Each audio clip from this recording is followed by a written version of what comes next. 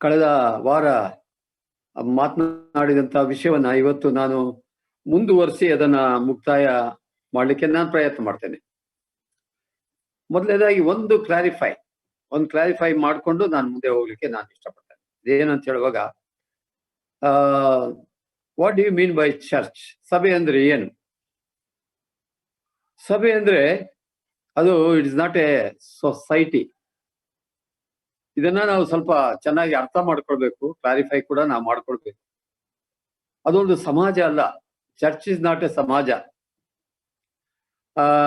Church is not a ಸಂಘ, ಅಂದ್ರೆ ಒಂದು ಸಂಘವೂ ಅಲ್ಲ. Church is not an organisation ಕೂಡ ಅಲ್ಲ.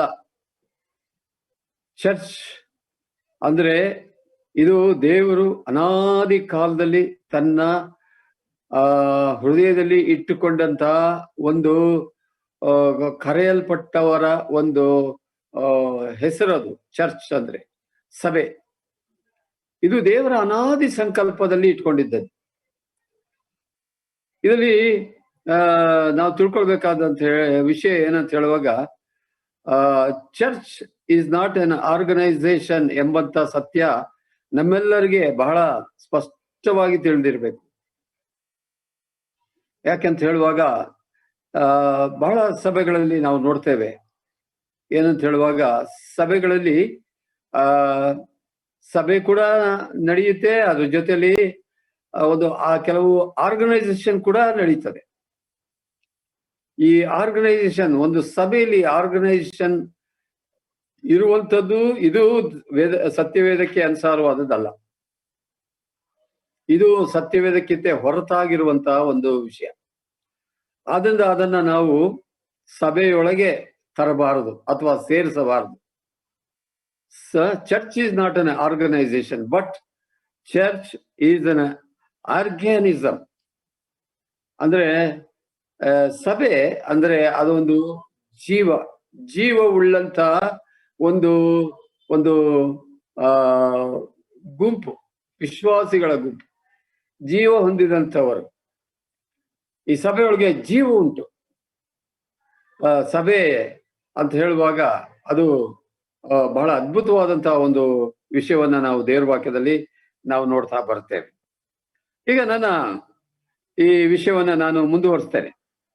ಕಳೆದ ವಾರ ಬಿಟ್ಟಂತಹ ಒಂದು ವಿಷಯ ಅದೇನಂತ ಹೇಳುವಾಗ, gifts of the Holy Spirit for the church. ಸಭೆಗೋಸ್ಕರವಾಗಿ ಪರಿಶುದ್ಧಾತ್ಮನ ನಿಂದ ಕೊಡಲ್ಪಟ್ಟಂತ ವರಗಳು, ಆ ವರಗಳ ವಿಷಯವಾಗಿ ನಾವು ಕಳೆದ ಬಾರಿ ನಾವು ನೋಡ್ತಾ ಬಂದೆವು.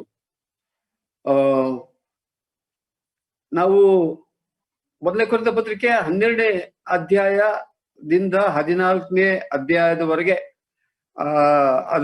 ಅದನ್ನ ಸ್ಪಷ್ಟವಾಗಿ ನಾವು ನೋಡ್ತಾ ಬರ್ತೇವೆ. ಈಗ ಇಲ್ಲಿ ಕೂಡ ಒಂದು ಸ್ಪಷ್ಟವಾದಂತ ಒಂದು ಸಂಗತಿ ಏನಂತ ಹೇಳುವಾಗ, ವರಗಳು ಅಂತ ಹೇಳುವಾಗ ಏನದು? ನಾನು ಒಂದು ವಾಕ್ಯ ಭಾಗವನ್ನು ಓದ್ತೇನೆ. ಅದು ಎಫೆಸದವರಿಗೆ ಬರೆದ ಪತ್ರಿಕೆ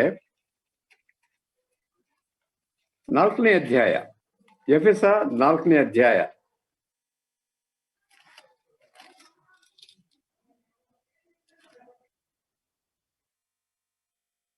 ಈ 7ನೇ ವರ್ಷದಿಂದ ಸ್ವಲ್ಪ ಮುಂದಕ್ಕೆ ಹೋದ್ರಿ, ಯಾರಾದ್ರೂ ಹೋದ್ರಿ ಗಟ್ಟಿಯಾಗಿ ಸ್ಪಷ್ಟವಾಗಿ.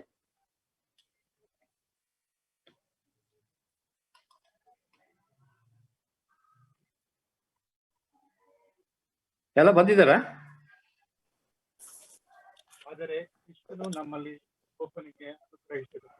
ಎಫೆಸ 4ನೇ ಅಧ್ಯಾಯ 7ನೇ ವರ್ಷದಿಂದ 15ನೇ ವರ್ಷದವರೆಗೆ ಓದಿ.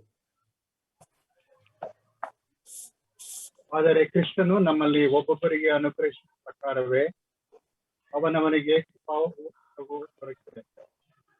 ಆದುದರಿಂದ ಆತನು ಉನ್ನತ ಸ್ಥಾನಕ್ಕೆ ಏರಿದಾಗ ತಾನು ಜಯಿಸಿದ ಬಹುಜನರನ್ನು ಸೆರೆ ಹಿಡಿದುಕೊಂಡು ಹೋಗಿ ಮನುಷ್ಯರಿಗೆ ದಾನಗಳನ್ನು ಮಾಡಿ ಪ್ರವಾದಿಯು ಹೇಳುತ್ತಾನೆ, ಏರಿ ಹೋದನೆಂದು ಭೂಮಿಯು ಅಧೋಭಾಗಕ್ಕೆ ಇಳಿದು ಬಂದವನು ಮೇಲಣ ಎಲ್ಲಾ ಲೋಕಗಳಿಗಿಂತ ಉನ್ನತನಾಗಿ ಏರಿ ಹೋದವನೇ. ಆದುದರಿಂದ ಸಮಸ್ತ ಲೋಕಗಳನ್ನು ಬಿಡುವನಾದನು. ಆತನು ಕೆಲವರನ್ನು ಅಪೊಸ್ತಲರನ್ನಾಗಿಯೋ, ಕೆಲವರನ್ನು ಪ್ರವಾದಿಗಳನ್ನಾಗಿಯೋ, ಕೆಲವರನ್ನು ಸವಾರ್ಥಿಗಳನ್ನಾಗಿಯೋ, ಕೆಲವರನ್ನು ಸಭಾಪಾಲಕರನ್ನಾಗಿಯೋ, ಉಪದೇಶಗಳನ್ನಾಗಿಯೋ ಅನುಗ್ರಹಿಸಿದನು.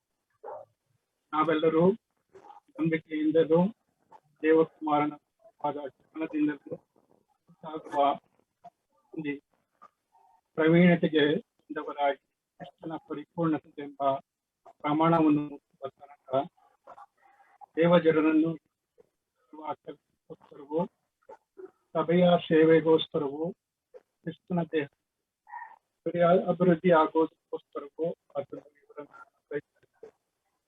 ನಾವು ಇನ್ನು ಮೇಲೆ ಕೂಸುಗಳಾಗಿರಬಾರದು. ದುರ್ಜನರ ವಂಚನೆಗೂ ದುರ್ಬೋಧಕರ ತೀರ್ಪು ಹೊರಬಿಟ್ಟು ನಾನಾ ಉಪದೇಶಗಳಿಂದ ಕಂಗೆಟ್ಟು ಗಾಳಿಯಿಂದ ಆಗಿರಬಾರದು. ಪ್ರೀತಿಯಿಂದ ಸತ್ಯವನ್ನು ಬೆಳೆದು ಎಲ್ಲಾ ವಿಷಯಗಳಲ್ಲಿಯೂ ಐಕ್ಯವನ್ನು ಬರಬೇಕು. Thank you very much brother. ಇಲ್ಲಿ ಪ್ರಾಮುಖ್ಯವಾಗಿ 11ನೇ ವಚನ ನೋಡ್ರಿ. 11ನೇ ವಚನ, ಆತನು ಕೆಲವರನ್ನು ಅಪೊಸ್ತಲರನ್ನಾಗಿಯೂ, ಕೆಲವರನ್ನು ಪ್ರವಾದಿಗಳನ್ನಾಗಿಯೂ, ಕೆಲವರನ್ನು ಸೌವಾರ್ತಿಕರನ್ನಾಗಿಯೂ, ಕೆಲವರನ್ನು ಸಭಾಪಾಲಕರನ್ನಾಗಿಯೂ, ಉಪದೇಶಗಳನ್ನಾಗಿಯೂ ಅನುಗ್ರಹಿಸಿದನು ಎಂಬುದಾಗಿ ನಾವು ನೋಡ್ತೇವೆ. ನೋಡ್ರಿ, ಇಲ್ಲಿ ನಾವು ಮೊದಲನೇದಾಗಿ ನಮ್ಮ ಕರ್ತನಾಗಿರುವಂತಹ ಯೇಸು ಕ್ರಿಸ್ತನು ತನ್ನ ಸೇವೆಯನ್ನು ಪ್ರಾರಂಭ ಮಾಡಿದಾಗ ನಾವು ನೋಡ್ತೇವೆ. ಲೂಕನ್ ಬರೆದ ಸುವಾರ್ತೆ 6ನೇ ಅಧ್ಯಾಯ, ಲೂಕ 6ನೇ ಅಧ್ಯಾಯ ಅಲ್ಲಿ ನಾವು 12ನೇ ವಚನ ಮತ್ತು 13ನೇ ವಚನ, ಲೂಕ 6 ಮತ್ತು 12 ಮತ್ತು 13ನೇ ವಚನ. ಆ ದಿವಸಗಳಲ್ಲಿ ಆತನು ಪ್ರಾರ್ಥನೆ ಮಾಡುವುದಕ್ಕಾಗಿ ಬೆಟ್ಟಕ್ಕೆ ಹೋಗಿ ರಾತ್ರಿಯೆಲ್ಲಾ ಪ್ರಾರ್ಥನೆಯಲ್ಲೇ ಕಳೆದನು.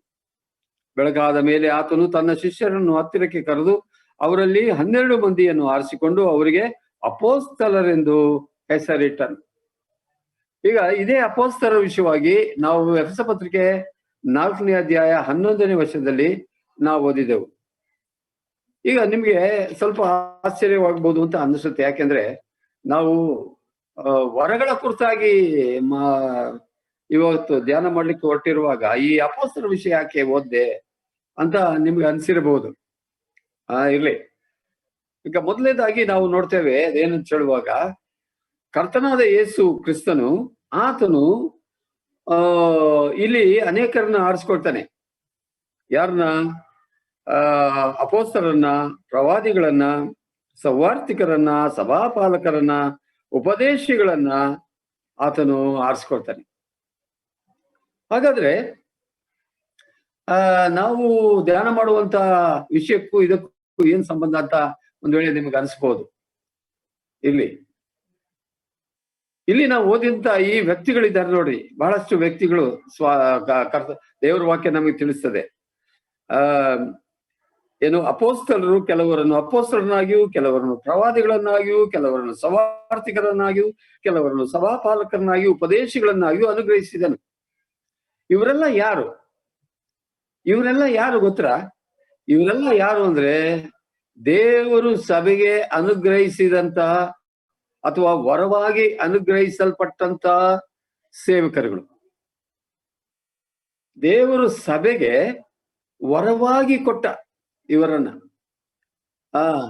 God has bestowed as a gift to the church. ಬಹಳ ಅದ್ಭುತವಾದಂತಹ ಒಂದು ಸಂಗತಿ. ಎಷ್ಟೋ ಸಂಗತಿ ನಾವು ನಾವು ಯೋಚನೆ ಮಾಡೋದು, ನಮ್ಮ ಯೋಚನೆಗಳೇ ಬೇರೆ. ವರಗಳಂದ್ರೆ ನಾವು ಏನನ್ನೋ ಅರ್ಥ ಮಾಡ್ಕೊಳ್ತೇವೆ ಅಲ್ವೇ? ಆದ್ರೆ ಇಲ್ಲಿ ದೇವ್ರ ವಾಕ್ಯದಲ್ಲಿ ನಾವು ನೋಡ್ತೇವೆ, ಈ ಅಪೊಸ್ತಲರು ಅಂತ ಹೇಳುವಾಗ ಅವ್ರು ಯಾರು? ಅವರು ದೇವರ ಅನುಗ್ರಹ. ಪ್ರವಾದಿಗಳು ಯಾರು? ಇವರು ದೇವರ ಅನುಗ್ರಹ. ಆಮೇಲೆ ಸೌವಾರ್ತಿಕರು ಯಾರು? ದೇವರ ಅನುಗ್ರಹ. ಸಭಾಪಾಲಕರು ಯಾರು? ದೇವರ ಅನುಗ್ರಹ.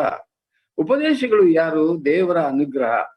ಅದ್ಭುತವಾದಂತಹ ಒಂದು ಸಂಗತಿಯನ್ನು ನಾವು ದೇವರ ವಾಕ್ಯದಲ್ಲಿ ನಾವು ನೋಡ್ತೇವೆ. ಬಹಳ ಈ ವಿಷಯಗಳನ್ನ ನಾವು ಬಹಳ ಒಂದು ಏನಪ್ಪಾ ಅಂದ್ರೆ ಅದನ್ನ ಬಿಡಿಸಿ ಅರ್ಥ ಮಾಡಿಕೊಳ್ಳುವಾಗ ಈ ಸಭೆಯ ಕುರಿತಾಗಿ ದೇವರು ಎಷ್ಟು ಯೋಜನೆ ಮಾಡಿದ್ದಾನೆ, ದೊಡ್ಡ ಯೋಜನೆ ಮಾಡಿದ್ದಾನೆ, ಎಷ್ಟು ಚಿಂತೆ ಮಾಡುವಂತವನು ಆತನು ಆಗಿದ್ದಾನೆ. ಇದು ಬಹಳ ಪ್ರಾಮುಖ್ಯವಾದಂತಹ ಒಂದು ವಿಷಯ. ಇಲ್ಲಿ ನಾವು ನೋಡುವಾಗ ಅಪೊಸ್ತಲರು, ಈ ಅಪೊಸ್ತಲರು ಯಾರು ಅಂತ ಹೇಳುವಾಗ ಇದು ದೇವರು ಸಭೆಗೆ ಅನುಗ್ರಹಿಸಿದಂತ ವರವಾಗಿ ಕೊಟ್ಟಂತ ಸೇವಕರುಗಳು. ಅಂದ್ರೆ ಅಪೊಸ್ತಲರು ಅಂತ ಹೇಳುವಾಗ ಅವರು ಕಳುಹಿಸಲ್ಪಟ್ಟವರು ಎಂಬುದಾಗಿ ಅರ್ಥ, ಸೆಂಟ್ ಒನ್ ಎಂಬುದಾಗಿ ಅದರ ಅರ್ಥ. ಕಳಸಾರಿ ನಾನು ನಿಮಗೆ ಬೋಧನೆ ಮಾಡಿದ್ದುಂಟು. ಇಲ್ಲಿ ನಾವು ನೋಡುವಂತಹ ಒಂದು ಸಂಗತಿ ಏನಂತ ಹೇಳುವಾಗ ಇವರ ಕೆಲಸವೇನು, ಆಗದೆ ಅಪೊಸ್ತಲರ ಕೆಲಸವೇನು ಏನಾಗಿತ್ತು ಅಂದ್ರೆ ಅಪೊಸ್ತಲರ ಸೇವೆ ಏನಾಗಿತ್ತು, ಕರ್ತನು ಏನು ಸೇವೆಯನ್ನು ಅವರಿಗೆ ದಯಪಾಲಿಸಿದ ಅಂತ ನಾವು ನೋಡುವಾಗ ಅವರು ಕ್ರಿಸ್ತನಿಗೋಸ್ಕರವಾಗಿ ಸಾಕ್ಷಿ ಕೊಡುವಂತವರಾಗಿದ್ರು. ಅಂದ್ರೆ ಅರ್ಥವೇನಂದ್ರೆ ಕ್ರಿಸ್ತನ ಪುನರುತ್ಥಾನದ ವಿಷಯವಾಗಿ ಇಡೀ ಯೆರೂಸಲೇಮ್ ಪಟ್ಟಣದಲ್ಲಿ ಅವರು ಸಾಕ್ಷಿಯನ್ನು ಕೊಟ್ಟರು ಮತ್ತು ಇಡೀ ಯೆರೂಸಲೇಮ್ ಪಟ್ಟಣವನ್ನು ಅವರು ಸುವಾರ್ತೆಯಿಂದ ತುಂಬಿಸಿಬಿಟ್ರು. ಜನರಿಗೆ, ಎಲ್ಲಾ ಜನರಿಗೆ, ಅಲ್ಲಿದ್ದಂತ ಬೇರೆ ಯಹೂದ್ಯ ನಾಯಕರಿಗೆ ಇವರ ವಿಷಯವಾಗಿ ಬಹಳಷ್ಟು ಒಂದು ತಲೆನೋವಾಗಿ ಪರಿಣಮಿಸ್ಬಿಡ್ತು. ಅಷ್ಟರ ಮಟ್ಟಿಗೆ ಇವರು ಕರ್ತನಾದ ಯೇಸು ಕ್ರಿಸ್ತನ ಕುರಿತಾಗಿ ಅವರು ಸಾಕ್ಷಿ ಕೊಡ್ತಾ ಇದ್ರು, ಸುವಾರ್ತೆಯನ್ನು ಅವರು ಸಾರ್ತಾ ಇದ್ರು. ಆಮೇಲೆ ಅವರು ಸಭೆಗಳನ್ನು ಸ್ಥಾಪನೆ ಮಾಡ್ತಾ ಇದ್ರು. ಹೋದ ಕಡೆಗಳೆಲ್ಲ ಅವರು ಸಭೆಗಳನ್ನು ಸ್ಥಾಪನೆ ಮಾಡ್ತಾ ಇದ್ರು. ಇಲ್ಲಿ ನಾವು ನೋಡ್ತೇವೆ ಪಂಚಶತಮ ಹಬ್ಬದ ದಿವಸವೇ ದೀಕ್ಷಾ ಸ್ನಾನವಾದ ಕೂಡಲೇ ಅಲ್ಲಿ ಬಹಳ ಮಂದಿ ದೀಕ್ಷಾ ಸ್ನಾನ ತೆಗೆದುಕೊಂಡ ತಕ್ಷಣವೇ ನಾವು ನೋಡ್ತೇವೆ ಏನಂತ ಹೇಳುವಾಗ ಅವರೆಲ್ಲರೂ ಏಕ ಮನಸ್ಸಿಂದ ಒಟ್ಟಾಗಿ ಸೇರಿದ್ರು. ಆಗ ಪೇತ್ರನು ಎದ್ದು ಮಾತಾಡ್ತಾನೆ. ಪೇತ್ರನು ಅಪೊಸ್ತಲರಲ್ಲಿ ಒಬ್ಬನಾಗಿದ್ದ. ಅವನು ಎದ್ದು ಮಾತಾಡ್ತಾನೆ. ಯಾರ ವಿಷಯವಾಗಿ? ಕರ್ತನಾದ ಯೇಸು ಕ್ರಿಸ್ತನ ವಿಷಯವಾಗಿ.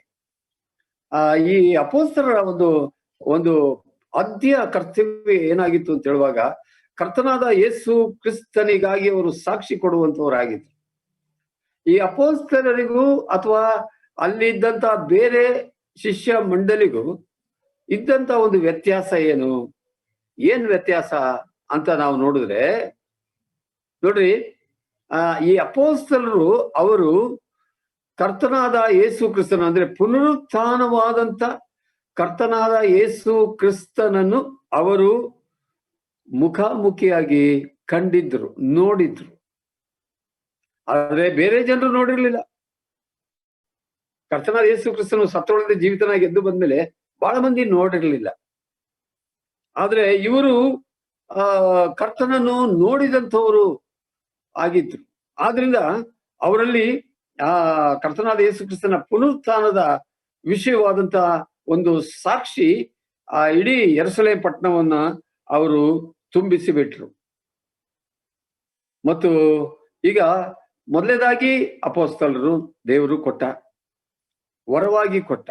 ಎರಡನೇದಾಗಿ ಪ್ರವಾದಿಗಳನ್ನು ಕೊಟ್ಟ, ದೇವರು ಸಭೆಗೆ ಕೊಟ್ಟ. ಈ ಪ್ರವಾದಿಗಳು ಅಂತ ಹೇಳುವಾಗ ಯಾರವರು? ಮುಂದಣ ಸಂಭವಗಳನ್ನು ತಿಳಿಸುವಂತವರ.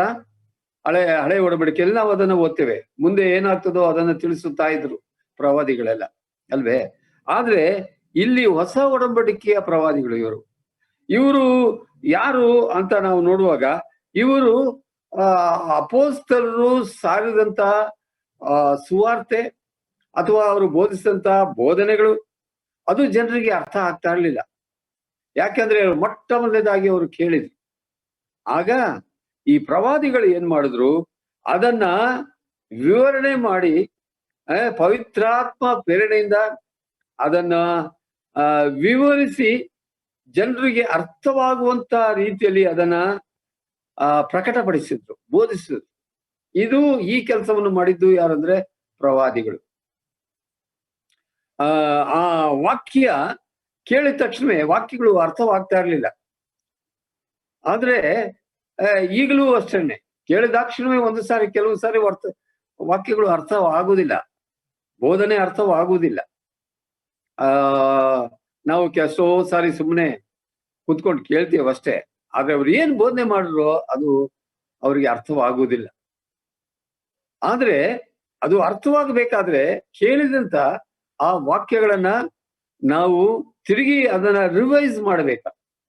ಮನೆಯಲ್ಲೇ ನಾವು ಕುಂತ್ಕೊಂಡಾಗ ಏಕಾಂತವಾಗಿ ನಾವು ಅದನ್ನ ರಿವೈಸ್ ಮಾಡಿ ಅದರ ಕುರಿತಾಗಿ ಒಂದು ಧ್ಯಾನ ಮಾಡಿದರೆ ದೇವರ ಪರಿಶುದ್ಧಾತ್ಮನ ಮುಖಾಂತರವಾಗಿ ಆ ಸತ್ಯಗಳನ್ನ ದೇವರು ನಮಗೆ ವಿವರಣೆ ಮಾಡ್ತಾನೆ ಈ ದಿವಸಗಳಲ್ಲಿ. ಆದ್ರಿಂದ ಕೇಳುವಂತ ಕಿವಿಗಳು ನಮಗೆ ಬಹಳ ಪ್ರಾಮುಖ್ಯ. ದೇವರ ವಾಕ್ಯವನ್ನು ಕೇಳುವಂತ ಕಿವಿಗಳು ಮತ್ತು ಅದರ ಜೊತೆಯಲ್ಲಿ ಗ್ರಹಿಸುವಂತ ಹೃದಯ ನಮಗೆ ಬೇಕು. ಕೇಳುವಂತ ಕಿವಿಗಳು ಬೇಕು, ಗ್ರಹಿಸುವಂತ ಹೃದಯನೂ ಬೇಕು. ಇವೆರಡೂ ಇಲ್ಲದೆ ಹೋದ್ರೆ ನಾವು ಕೇಳಿದೆಲ್ಲ ಹೋಮ ಮಾಡ್ದಂಗೆ ಆಗ್ತದೆ. ನೀರಿನಲ್ಲಿ ಹೋಮ ಮಾಡಿದ್ರು ಅಂತ ಹೇಳ್ತಾರಲ್ಲ, ಹಾಗೆ ಆಗ್ಬಿಡ್ತದೆ.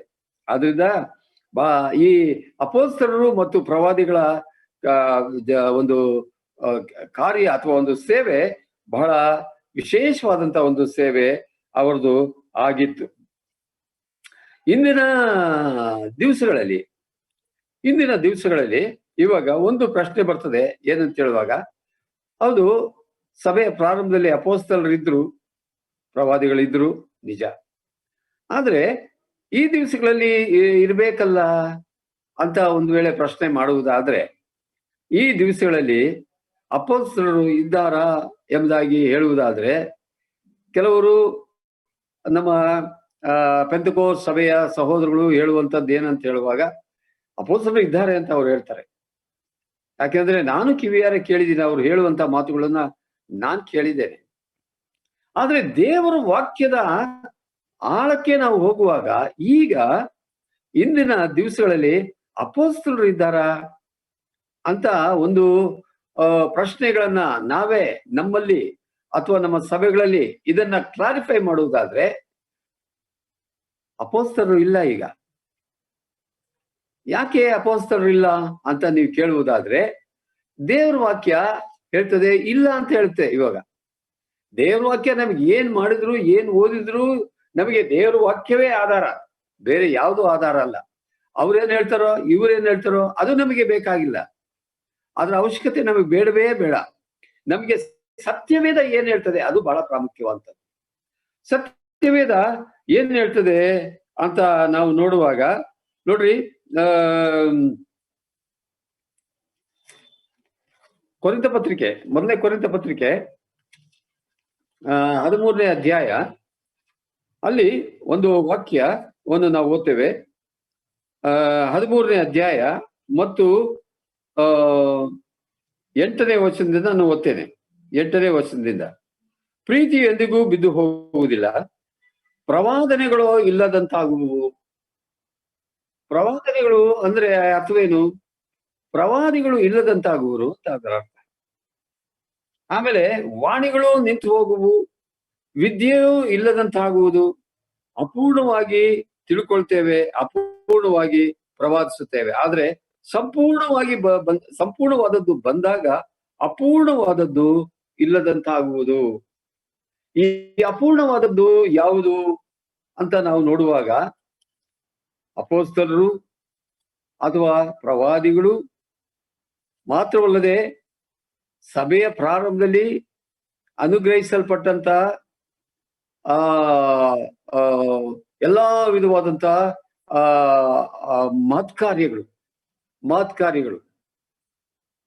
ರೋಗವಾಸಿ ಮಾಡುವಂಥದ್ದಾಗಲಿ ಮತ್ತೊಂದಾಗಲಿ, ಈ ಮಹತ್ ಕಾರ್ಯಗಳು ಆ ಅಪೊಸ್ತಲರ ಕಾಲದಲ್ಲಿ ದೇವರು ಅದನ್ನು ಕೊಟ್ಟ. ಆದ್ರೆ ಇಲ್ಲಿ ನಾವು ನೋಡ್ತೇವೆ, ಕಾಲಾನಂತರ ಅವು ಇಲ್ಲದೆ ಹೋಗ್ತದೆ ಎಂಬುದಾಗಿ ನಾವು ಓದ್ತೇವೆ. ಆಮೇಲೆ ಇನ್ನೊಂದು ವಚನ ಇದ್ರ ಜೊತೆಯಲ್ಲಿ ನಾನು ಓದಲಿಕ್ಕೆ ಇಷ್ಟಪಡ್ತೇನೆ. ಅದು ಯಾವುದಂದ್ರೆ, ಎಫೆಸದವರಿಗೆ ಬರೆದ ಪತ್ರಿಕೆ 2ನೇ ಅಧ್ಯಾಯ 20ನೇ ವಚನ. ಎಫೆಸ 2:20, ನೋಡ್ರಿ 2 ಎಫೆಸ 2:20 ವಾಕ್ಯ ಹೀಗೆ ಹೇಳ್ತದೆ. ಮೇಲಿಂದ ಓದ್ತೇನೆ ನಾನು.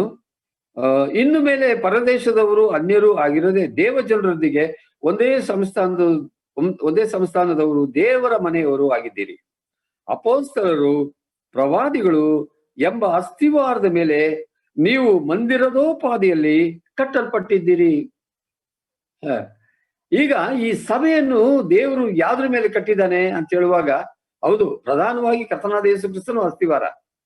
ಬಟ್ ಈ ಬೋಧನೆ ವಿಷಯಕ್ಕೆ ನಾವು ಬರುವಾಗ ಇಲ್ಲಿ ನಾವು ಓದ್ತೇವೆ ಏನಂತ ಹೇಳುವಾಗ, ಅಪೊಸ್ತಲರು ಮತ್ತು ಪ್ರವಾದಿಗಳು ಎಂಬ ಅಸ್ತಿವಾರದ ಮೇಲೆ ಕಟ್ಟಿದ್ದೀರಿ. ಅಂದ್ರೆ ಅರ್ಥವೇನಂದ್ರೆ, ಅವರು ಬೋಧಿಸಿದಂತ ಬೋಧನೆ, ಅವರು ಏನು ಟೀಚ್ ಮಾಡಿದ್ರು ಅದರ ಆಧಾರದ ಮೇಲೆ ಇವತ್ತು ದೇವರು ತನ್ನ ಸಭೆಯನ್ನು ಕಟ್ಟಿಬಿಟ್ಟಿದ್ದಾನೆ. ಇವಾಗ ಅಪೊಸ್ತಲರು, ಪ್ರವಾದಿಗಳು ಅವರು ಎಲ್ಲಿದ್ದಾರೆ ಅಂತ ನಾವು ನೋಡುವಾಗ ಅವರು ಅಸ್ತಿವಾರವಾಗಿದ್ದಾರೆ. ಈಗ ಅವರು ಫೌಂಡೇಶನ್ ಆಗಿದ್ದಾರೆ. ಅಂದ್ರೆ ಅರ್ಥವೇನಂತ ಹೇಳುವಾಗ, ಅದರ ಮೇಲೆ ಈಗ ಆ ಫೌಂಡೇಶನ್ ಮೇಲೆ ಈಗ ಸಭೆಯು ಕಟ್ತಾ ಇದೆ. ಎಷ್ಟು ಕಟ್ಟಲ್ಪಟ್ಟಿದೆ ಸಭೆ ಅಂತ ಹೇಳುವಾಗ, 2000 ವರ್ಷದಿಂದ ಮೊದಲನೇ ಶತಮಾನದಿಂದ ಹಿಡಿದು 2000 ವರ್ಷಗಳ ತನಕ, ಈಗಲ 2021ನೇ ಶತಮಾನ ತನಕ ಈಗಾಗಲೇ ಎಷ್ಟೊಂದು ಕಟ್ಟಲ್ಪಟ್ಟಿದೆ. ಈಗ ಕಟ್ತಾ ಇದೆ ಕಟ್ಟಲ್ಪಡ್ತಾ ಹೋಗ್ತಾ ಇದೆ. ಈಗ ಅಪೊಸ್ತಲರು, ಪ್ರವಾದಿಗಳು ಎಲ್ಲಿದ್ದಾರೆ ಅಂದ್ರೆ ಅವರು ಫೌಂಡೇಶನ್ ಆಗಿದ್ದಾರೆ. ಅಂದ್ರೆ ಅರ್ಥವೇನು ಅಂದ್ರೆ, ಈಗ ಅಪೊಸ್ತಲರಿಲ್ಲ ಮತ್ತು ಪ್ರವಾದಿಗಳು ಕೂಡ ಇಲ್ಲ. ಈಗ ಹಾಗಾದ್ರೆ ಇನ್ನೊಂದು ನಾನು ಇದನ್ನ ಪ್ರೂವ್ ಮಾಡ್ಲಿಕ್ಕೆ ಇಷ್ಟಪಡ್ತೇನೆ. ಈಗ ಹಾಗಾದ್ರೆ ಅಪೊಸ್ತಲರು ಎಲ್ಲಿದ್ದಾರೆ? ಈಗ ನಾವು ಪ್ರಕಟಣೆಯಲ್ಲಿ ಒಂದು ವಚನವನ್ನು ನಾನು ನಿಮಗೆ ತೋರಿಸ್ತೇನೆ. ದಯಮಾಡಿ 21ನೇ ಅಧ್ಯಾಯ, ಪ್ರಕಟಣೆ 21ನೇ ಅಧ್ಯಾಯ, ಅಲ್ಲಿಗೆ ಬನ್ನಿ. ಎಲ್ಲರೂ ದೇವ್ರ ವಾಕ್ಯವನ್ನು ನೋಡ್ಬೇಕು. ಪ್ರಕಟಣೆ 21ನೇ ಅಧ್ಯಾಯ ಮತ್ತು 14ನೇ ವಚನ. 12ನೇ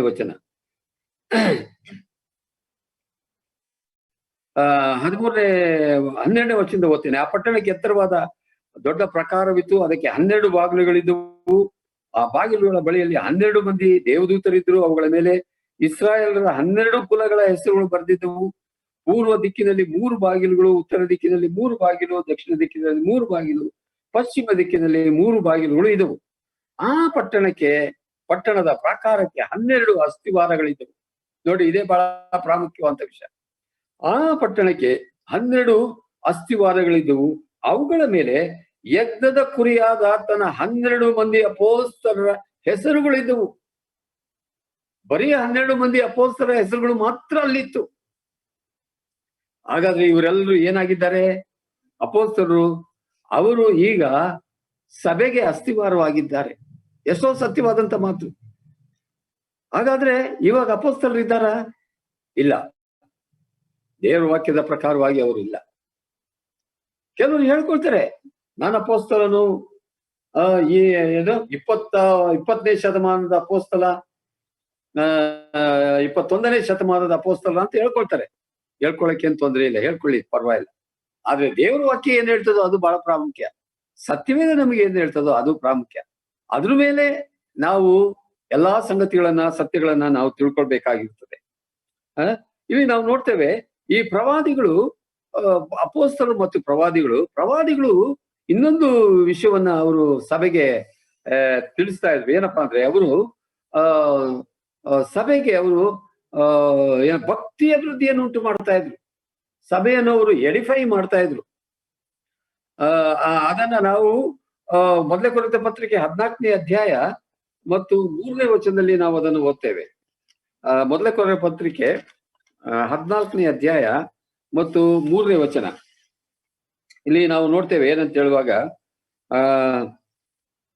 ಪ್ರವಾದಿಸುವರಾದರೋ, ನೋಡ್ರಿ ಗಮನಿಸ್ರಿ, ಪ್ರವಾದಿಸುವನಾದರೋ ಮನುಷ್ಯರ ಸಂಗಡ ಮಾತಾಡುವನಾಗಿ ಅವರಿಗೆ ಭಕ್ತಿ ಅಭಿವೃದ್ಧಿಯನ್ನು ಉಂಟು ಮಾಡ್ತಾನೆ. ಪ್ರವಾದಿ ಅಂದ್ರೆ ಈ ನ್ಯೂ ಟೆಸ್ಟ್ಮೆಂಟ್ ಪ್ರಾಫೆಟ್, ಅವನು ಏನಂತೆ ಭಕ್ತಿ ಅಭಿವೃದ್ಧಿಯನ್ನು ಉಂಟು ಮಾಡ್ತಾನೆ. ಈ ವಿಲ್ ಎಡಿಫೈ ದಿ ಚರ್ಚ್. ಆಮೇಲೆ ಎರಡನೇದಾಗಿ ಆ ಪ್ರವಾದಿಗಳು ಏನ್ ಮಾಡ್ತಾರಂತೆ ಇಲ್ಲಿ ನಾವು ನೋಡ್ತೇವೆ, ಅವರು ಪ್ರೋತ್ಸಾಹವನ್ನು ಕೊಡ್ತಾರೆ ಸಭೆಗೆ, ಉತ್ತೇಜವನ್ನು ಕೊಡ್ತಾರೆ. ಅವರು ಆತ್ಮೀಕವಾದಂತ ಉತ್ತೇಜನ, ದೇವರ ವಾಕ್ಯದ ಉತ್ತೇಜನ ಯಾರು? ಈ ಹೊಸ ಒಡಂಬಡಿಕೆಯ ಪ್ರವಾದಿಗಳು ಅವರು ಕೊಡುವಂತವರಾಗಿರ್ತಾರೆ. ಅಷ್ಟು ಮಾತ್ರವೇ ಅಲ್ಲ, ಅವ್ರು ಏನ್ ಮಾಡ್ತಾರೆ ಅಂದ್ರೆ ಇಲ್ಲಿ ನಾವು ನೋಡ್ತೇವೆ, ಅವರು ಸಂತೈಸುವಿಕೆಯನ್ನು ಅವರು ಉಂಟು ಮಾಡುವಂತವರಾಗಿರ್ತಾರೆ. First of all they will edify the church, and secondly they will exhortation the church. ಅಂದ್ರೆ ಸಭೆಯನ್ನು ಪ್ರೋತ್ಸಾಹ ಮಾಡ್ತಾರೆ. ಆಮೇಲೆ ಮೂರನೇದಾಗಿ they will comfort the church. ಸಭೆಯನ್ನ ಅವರು ಸಂತೈಸುವಂತವರಾಯ್ತು. ಈ ಅಮೂಲ್ಯವಾದಂತ ಸೇವೆ ಈ ಪ್ರವಾದಿಗಳು ಅವರು ಮಾಡ್ತಾ ಇದ್ರು. ಆದ್ರೆ ಇವರು ಪ್ರಾರಂಭದಲ್ಲಿ ಅವರು ಮಾಡಿದ್ರು, ಆದ್ರೆ ಇವಾಗ ಅವರು ಇಲ್ಲ. ಅವರೆಲ್ಲರೂ ಈಗ ಎಲ್ಲಿದ್ದಾರಪ್ಪ ಅಂದ್ರೆ ಫೌಂಡೇಶನ್ ಆಗಿ ಇದ್ದಾರೆ. ಈಗ ಅದರ ಮೇಲೆ ಇವತ್ತು ದೇವರು ತನ್ನ ಸಭೆಯನ್ನು ಕಟ್ತಾ ಇದ್ದಾನೆ. ಯಾರ ಮುಖಾಂತರವಾಗಿ ಕಟ್ತಾ ಇದ್ದಾನೆ ಗೊತ್ತಾ? ಈಗ ತನ್ನ ಸಭೆಯನ್ನು ಈ ಫೌಂಡೇಶನ್ ಯಾರ ಮುಖಾಂತರವಾಗಿ ಹೇಗೆ ಕಟ್ತಾ ಇದ್ದಾನೆ ನೋಡ್ರಿ. ಇದೇ ಎಫೆಸದವರಿಗೆ ಬರೆದ ಪತ್ರಿಕೆ 4ನೇ ಅಧ್ಯಾಯ 11ನೇ ವಚನ ಗಮನಿಸ್ರಿ.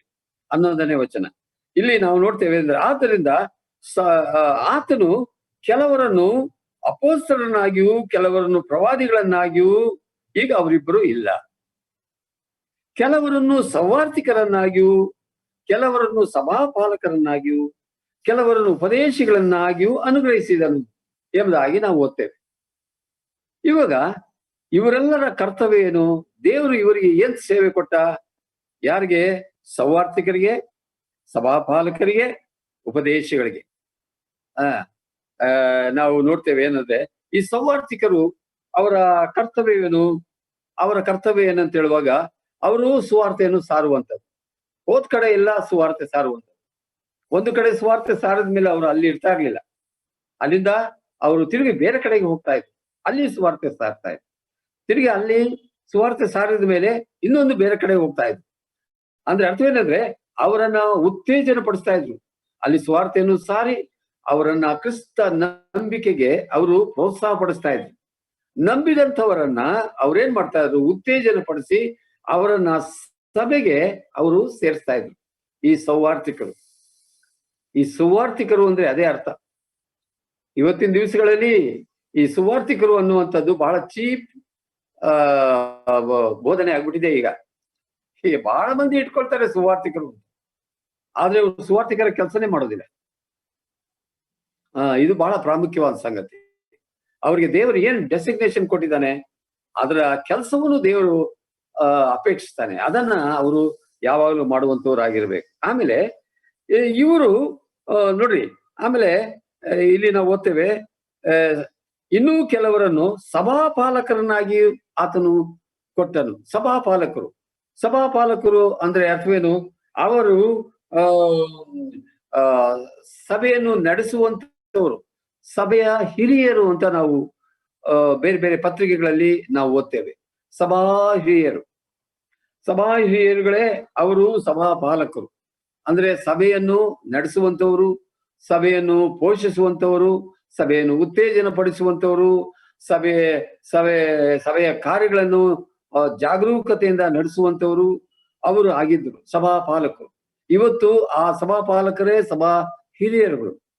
ಈ ಸಭಾ ಹಿರಿಯರು ಎಂಬುದಾಗಿ ಒಬ್ಬ ಮನುಷ್ಯನು ಮಾತ್ರ ಸಭಾ ಹಿರಿಯನೆಂಬುದಾಗಿ ಎಣಿಸಲ್ಪಡುವುದಿಲ್ಲ. ಸಭಾ ಹಿರಿಯರು ಅಂತ ಅದು ಬಹುವಚನದಲ್ಲಿ ಕೊಡಲ್ಪಟ್ಟಂತಹ ಒಂದು, ಅಂದ್ರೆ ಅರ್ಥವೇನೆಂದ್ರೆ, ಒಬ್ಬನಿಗಿಂತ ಹೆಚ್ಚು ಜನರು ಇರುವಂತವರು. ಇಬ್ಬರು ಇರ್ಬೋದು, ಒಂದ್ ಸಭೆಯಲ್ಲಿ 3 ಜನ ಇರ್ಬೋದು, ಇನ್ ಕೆಲವು ಸಭೆ 5 ಜನ ಇರ್ಬೋದು, ಇನ್ ಕೆಲವು ಸಭೆಯಲ್ಲಿ 8 ಜನರು ಸಭಾ ಹಿರಿಯರು ಇರ್ಬೋದು. ಅಂದ್ರೆ ಆ ಸಭೆಯ ಸ್ಟ್ರೆಂಗ್ತ್, ಅದರ ಬಲ, ಎಷ್ಟು ಮಂದಿ ಇರ್ತಾರೋ ಅದ್ರ ಮೇಲೆ ಆ ಸಭಾ ಹಿರಿಯರುಗಳನ್ನು ಅವರು ನೇಮಕ ಮಾಡಿ ಸಭೆಯನ್ನು ಪೋಷಣೆ ಮಾಡ್ತಾ ಇದ್ರು. ಈಗ ದೇವರು ಈ ಸಭಾ ಪಾಲಕರನ್ನು ಆತನು ಕೊಟ್ಟನು, ಸಭೆಗೆ ಕೊಟ್ಟನು. ಆಮೇಲೆ ನಾವು ನೋಡ್ತೇವೆ, ಸಭೆಗೆ ಉಪದೇಶಗಳನ್ನು ಕೊಟ್ಟನು, ಅನುಗ್ರಹಿಸಿದನು. ಉಪದೇಶಗಳು ಅಂತ ಹೇಳುವಾಗ ಅವರು ಟೀಚರ್ಸ್. ಯಾವ ಟೀಚರ್ಸ್ ಅಂತ ಹೇಳುವಾಗ, ಇವರು ವಾಕ್ಯಗಳನ್ನ ವಿವರಿಸಿ ಬೋಧಿಸುವಂತವ್ರು. ಅಂದ್ರೆ ಮನೆಗಳಲ್ಲಿ ಹೋಗಿ ಟೀಚ್ ಮಾಡುವಂತವ್ರು. ಆ ಯಾಕೆಂದ್ರೆ ಬಹಳ ಅದ್ಭುತವಾದಂತ ಒಂದು ಸಂಗತಿ ಏನಂತ ಹೇಳುವಾಗ ಮನೆ ಮನೆಗಳಲ್ಲಿ ಹೋಗಿ ಈ ವಾಕ್ಯಗಳನ್ನು ಟೀಚ್ ಮಾಡುವಂತವರು, ಉಪದೇಶ ಮಾಡುವಂತವರು ಈ ದಿವಸಗಳಲ್ಲಿ ಬಹಳವಾಗಿ ಅವಶ್ಯಕವಾಗಿದ್ದಾರೆ. ನಾವು ಕೆಲವು ವರ್ಷಗಳ ತಗ್ಗಿನಲ್ಲಿ ನಾವು ಇದನ್ನು ಮಾಡ್ತಾ ಇದ್ವಿ. ವಾರಕ್ಕೆ ಒಬ್ಬೊಬ್ಬರು ಒಂದೊಂದು ಕಡೆ ಹೋಗಿ ಕೆಲವರು 2-3 ಮನೆಗಳನ್ನ ಸೇರಿಸಿ ಅಲ್ಲಿ ನಾವು ಟೀಚ್ ಮಾಡ್ತಾ ಇದ್ವಿ. ಕಾಲಕ್ರಮೇಣ ಅದು ನಿಂತು ಹೋಯ್ತು. ಇರ್ಲಿ. ಈ ಒಂದು ಕೆಲಸವನ್ನ ದೇವರು ಇವ್ರನ್ನ ಈಗ ನಾವು ನೋಡ್ತೇವೆ, ಸೌವಾರ್ತಿಕರು ಮತ್ತೆ ಸಭಾಪಾಲಕರು, ಈ ಉಪದೇಶಗಳು, ಇವರ ಕೆಲಸ ಏನು ಗೊತ್ತಾ? ಇವರ ಕೆಲಸನು ಸಭೆಯನ್ನು ಕಟ್ಟುವಂತದ್ದೇ. ಬಟ್ ಯಾವ್ದ್ರ ಮೇಲೆ ಕಟ್ತಾರೆ ಅಂತ ಹೇಳುವಾಗ ಅಪೊಸ್ತಲರು, ಪ್ರವಾದಿಗಳು ಅವರು ಬೋಧಿಸಿದಂತ ಬೋಧನೆಯ ಮೇಲೆ ಅವರು ಸಭೆಯನ್ನು ಕಟ್ಟುತ್ತಾ ಬರುವಂತವರು ಅವರು ಆಗಿರ್ತಾರೆ. ಇದು ಅವರ ಕೆಲಸವಾಗಿರ್ತದೆ. ಬಹಳ ಅದ್ಭುತವಾದಂತ ಸಂಗತಿಗಳನ್ನ ನಾವು ನೋಡ್ತೇವೆ. ಹಾಗಾದ್ರೆ ಈ ದಿವಸಗಳಲ್ಲಿ ನಾನು ಅಪೊಸ್ತಲ ಎಂಬುದಾಗಿ ಹೇಳಿಕೊಳ್ಳುವಂಥದ್ದು ದೇವರ ವಾಕ್ಯಕ್ಕನುಸಾರವಾದದ್ದಲ್ಲವೇ ಅಲ್ಲ. ಹೌದು. ಯಾಕೆಂದ್ರೆ ಅಪೊಸ್ತಲರು ಇಲ್ಲ, ಈಗ ಪ್ರವಾದಿಗಳು ಕೂಡ ಇಲ್ಲ, ಇವರಿಬ್ಬರೂ ಇಲ್ಲ. ಇವರಿಬ್ಬರು ಅಸ್ಥಿವಾರವಾಗಿ ಅವರು ಕೊಡಲ್ಪಟ್ಟಿದ್ದಾರೆ. ಮತ್ತು ಇವಾಗ ಒಂದು ವಿಷಯ ಏನಂತ ಹೇಳುವಾಗ ಇಲ್ಲಿ ನಾವು ನೋಡ್ತೇವೆ, ದೇವರು ಆ ದಿವಸಗಳಲ್ಲಿ ಅಪೊಸ್ತಲರಿಗೆ ಅನೇಕ ವರಗಳನ್ನು ಕೊಟ್ಟ, ಮತ್ಕಾರ್ಯಗಳನ್ನು ಮಾಡುವಂತ ವರಗಳನ್ನು ಕೊಟ್ಟ, ಕಾಯಿಲೆಗಳನ್ನು, ರೋಗಗಳನ್ನು ವಾಸಿ ಮಾಡುವಂತ ವರಗಳನ್ನು ಆಗ ಕೊಟ್ಟ ದೇವರು. ಅದನ್ನು ಅವರು ಮಾಡ್ತಾ ಇದ್ರು. ಯಾಕೆ ಆ ವರಗಳನ್ನು ಆಗ ಕೊಟ್ಟ? ಯಾಕೆ ಕೊಟ್ಟ? ಯಾಕೆಂದ್ರೆ ಆವಾಗ ಇನ್ನು ಸಂಪೂರ್ಣವಾದದ್ದು ಬಂದಿರ್ಲಿಲ್ಲ. ಆಗ ಅಂದ್ರೆ ಅರ್ಥವೇನಂತೇಳಿ ಇಲ್ಲಿ ವಾಕ್ಯದಲ್ಲಿ ನಾವು ಓದ್ದೇವಲ್ಲ, ನಾವು ನೋಡ್ತೇವೆ. ಅದೇ ಕೊರಿಂಥ ಪತ್ರಿಕೆ 13ನೇ ಅಧ್ಯಾಯದ ಕಡೆಯ ಭಾಗದಲ್ಲಿ ನಾವು ಅದನ್ನ ಓದಿದೆವು. ಏನಂತ ಓದ್ತೇವೆ ಇಲ್ಲಿ 9ನೇ ವಚನದಲ್ಲಿ, ಅಪೂರ್ಣವಾಗಿ ತಿಳ್ಕೊಳ್ತೇವೆ, ಅಪೂರ್ಣವಾಗಿ ಪ್ರವಾಸಿಸ್ತೇವೆ, ಆದ್ರೆ ಸಂಪೂರ್ಣವಾದದ್ದು ಬಂದಾಗ ಅಪೂರ್ಣವಾದದ್ದು ಇಲ್ಲದಂತಾಗುದು. ಈ ಅಪೂರ್ಣವಾದದ್ದು ಅಂತ ಹೇಳುವಾಗ ಯಾವುದು ಅಂದ್ರೆ ಈ ದೇವರು ಅಪೊಸ್ತಲರಿಗೆ ಕೊಟ್ಟಂತ ಅನೇಕ ಮಹತ್ ಕಾರ್ಯಗಳನ್ನು ಮಾಡುವಂತ ವರಗಳು. ಇದು ಅಂದ್ರೆ ಇದೆಲ್ಲ ಅರ್ಥವೇನಂದ್ರೆ ಇದು ತಾತ್ಕಾಲಿಕವಾಗಿ ಕೊಡಲ್ಪಟ್ಟದ್ದು. ಅಂದ್ರೆ ಅರ್ಥವೇನಂತ ಹೇಳುವಾಗ ಇದು ಸುಮಾರು 95 ಕ್ರಿಸ್ತ ಶಕ 95ರಲ್ಲಿ ಇದೆಲ್ಲವೂ ಅಂತ್ಯವಾಗಿ ಹೋಯಿತು. ಅಪೊಸ್ತಲರ ಕಾಲ ಅಲ್ಲಿಗೆ ಅಂತ್ಯವಾಗಿ ಹೋಯಿತು. ಕಡೆಯ ದಿವಸಗಳಲ್ಲಿ ಪ್ರಕಟಣೆಯ ಕಡೆಯ ಪುಸ್ತಕ ಬರೆಯಲ್ಪಟ್ಟಾಗ ಆ ಸಂದರ್ಭದಲ್ಲಿ ಅಪೊಸ್ತಲರು ಅವರೆಲ್ಲರೂ ರಕ್ತ ಸಾಕ್ಷಿಗಳಾಗ್ಬಿಟ್ರು. ಒಬ್ಬ ಅಪೊಸ್ತಲನ್ ಮಾತ್ರ ರಕ್ತ ಸಾಕ್ಷಿ ಆಗ್ಲಿಲ್ಲ. ಅವನು ಯಾರು ಅಂತ ಹೇಳುವಾಗ ಅಪೊಸ್ತಲನಾದಂತ ಯೋಹಾನ, ಅವನು ಮಾತ್ರ ರಕ್ತ ಸಾಕ್ಷಿಯಾಗಿ, ಇನ್ನೆಲ್ಲರೂ ರಕ್ತ ಸಾಕ್ಷಿಗಳಾಗಿ ಅವರು ಕರ್ತನಿಗೆ ತಮ್ಮನ್ನು ಅರ್ಪಿಸಲ್ಪಟ್ರು. ಬಹಳ ಅದ್ಭುತವಾದಂತ ಒಂದು ಸೇವೆಯನ್ನ ನಾವು ನೋಡುವಂತವ್ರು ನಾವು ಆಗಿರ್ತೇವೆ. ಇವಾಗ ಇಲ್ಲಿ ನಾನು ಇದನ್ನ ಮುಂದುವರಿಸ್ತೇನೆ ಅಂತ ಹೇಳುವಾಗ ಈಗ ಅಪೊಸ್ತಲರು ಇಲ್ಲ. ಯಾಕೆಂದ್ರೆ ದೇವ್ರ ವಾಕ್ಯ ಹೇಳೋದಿಲ್ಲ. ಈಗ ಪ್ರವಾದಿಗಳು ಕೂಡ ಇಲ್ಲ. ಅದರಿಂದ ಬಹಳ ದೇವರ ವಾಕ್ಯದ ವಿಷಯದಲ್ಲಿ ಬಹಳ ನಾವು ಎಚ್ಚರಿಕೆ ಆಗಿರ್ಬೇಕು. ಸತ್ಯಾಸತ್ಯಗಳನ್ನು ನಾವು ಚೆನ್ನಾಗಿ ತಿಳ್ಕೊಳ್ಳುವಂತವ್ರು ನಾವು ಆಗಿರ್ಬೇಕು. ಯಾಕೆಂದ್ರೆ ಈಗ ಆಗಿನ ಕಾಲದಲ್ಲಿ ದೇವರು ಯಾಕೆ ಮಹತ್ ಕಾರ್ಯಗಳನ್ನು ಮಾಡುವಂತ ವರಗಳನ್ನು ಅಪೊಸ್ತಲರಿಗೆ ಕೊಟ್ಟ ಅಂತ ಹೇಳುವಾಗ ಆಗ ಸಭೆ ಬೆಳವಣಿಗೆ ಆಗ್ತಾ ಬರ್ಬೇಕಾಗಿತ್ತು. ಯಾಕೆಂದ್ರೆ ಹೊಸದಾಗಿ ಪ್ರಾರಂಭವಾದಂತ ಸಭೆಗೆ ಅದು ಬೆಳವಣಿಗೆ ಬೇಕಾಗಿತ್ತು. ಆ ಬೆಳವಣಿಗೆಗೆ ಪ್ರೋತ್ಸಾಹವನ್ನು, ಶಕ್ತಿಯನ್ನು ತುಂಬುವಂತ ಕಾರ್ಯ ಯಾವುದಂದ್ರೆ ಈ ಮಹತ್ ಕಾರ್ಯಗಳು. ಅಪೊಸ್ತಲರು ಅದನ್ನು ಮಾಡ್ತಾ ಇದ್ರು ಅವಾಗ. ಬಟ್ ಕಾಲಕ್ರಮೇಣ ಅಪೊಸ್ತಲರ ಕಾಲ ಅದು ಅಂತ್ಯವಾದ ಮೇಲೆ ಈ ಅಪೂರ್ಣವಾದದ್ದು ಹೊರಟು ಹೋಯ್ತು. ಮತ್ತೆ ಈಗ ಏನ್ ಬಂತು ಅಂದ್ರೆ ಸಂಪೂರ್ಣವಾದದ್ದು ಬಂತು. ಸಂಪೂರ್ಣವಾದದ್ದು ಅಂತ ಹೇಳುವಾಗ ಅದು ಯಾವ್ದಂದ್ರೆ ಕಂಪ್ಲೀಟ್ ಹೋಲಿ ಬೈಬಲ್. ಕಂಪ್ಲೀಟ್ ಹೋಲಿ ಬೈಬಲ್ ಈಗ ನಮ್ಮ ಕೈಗಳಲ್ಲಿ ಅದು ಬಂತು. 14ನೇ ಶತಮಾನದಲ್ಲಿ ಅದು ಪ್ರಯತ್ನ ಮಾಡಿ, ಅದು 15ನೇ ಶತಮಾನದಲ್ಲಿ ಅದು ಮೊಟ್ಟ ಮೊದಲೆಯ ಸತ್ಯವೇದ ಪ್ರಿಂಟ್ ಆಗಿ ಅದು ಬಂದಂಥದ್ದನ್ನ ನಾವು ನೋಡ್ತೇವೆ. ಚರಿತ್ರೆಯಲ್ಲಿ ನಾವು ಅದನ್ನ ಓದುವಂತವ್ರು ನಾವು ಆಗಿರ್ತೇವೆ. ದೇವರ ನಾಮಕ್ಕೆ ಸ್ತೋತ್ರವಾಗಲಿ. ಈಗ ಇದರ ಅರ್ಥ ಏನಂತ ಹೇಳುವಾಗ,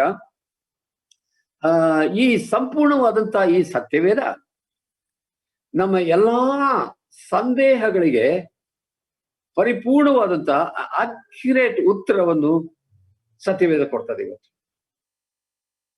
ಯಾಕೆಂದ್ರೆ ಜನಗಳಲ್ಲಿ ಬಹಳಷ್ಟು ಗೊಂದಲಗಳು ಉಂಟು, ಬಹಳಷ್ಟು ಸಂದೇಹಗಳು ಉಂಟು. ಸಂದೇಹದ ಮೇಲೆ ಸಂದೇಹ, ಸಂದೇಹದ ಮೇಲೆ ಸಂದೇಹ, ಆರ್ಗ್ಯುಮೆಂಟ್ ಮೇಲೆ ಆರ್ಗ್ಯುಮೆಂಟ್ಗಳು, ಬಹಳಷ್ಟು ಆರ್ಗ್ಯುಮೆಂಟ್ಗಳು ಉಂಟು.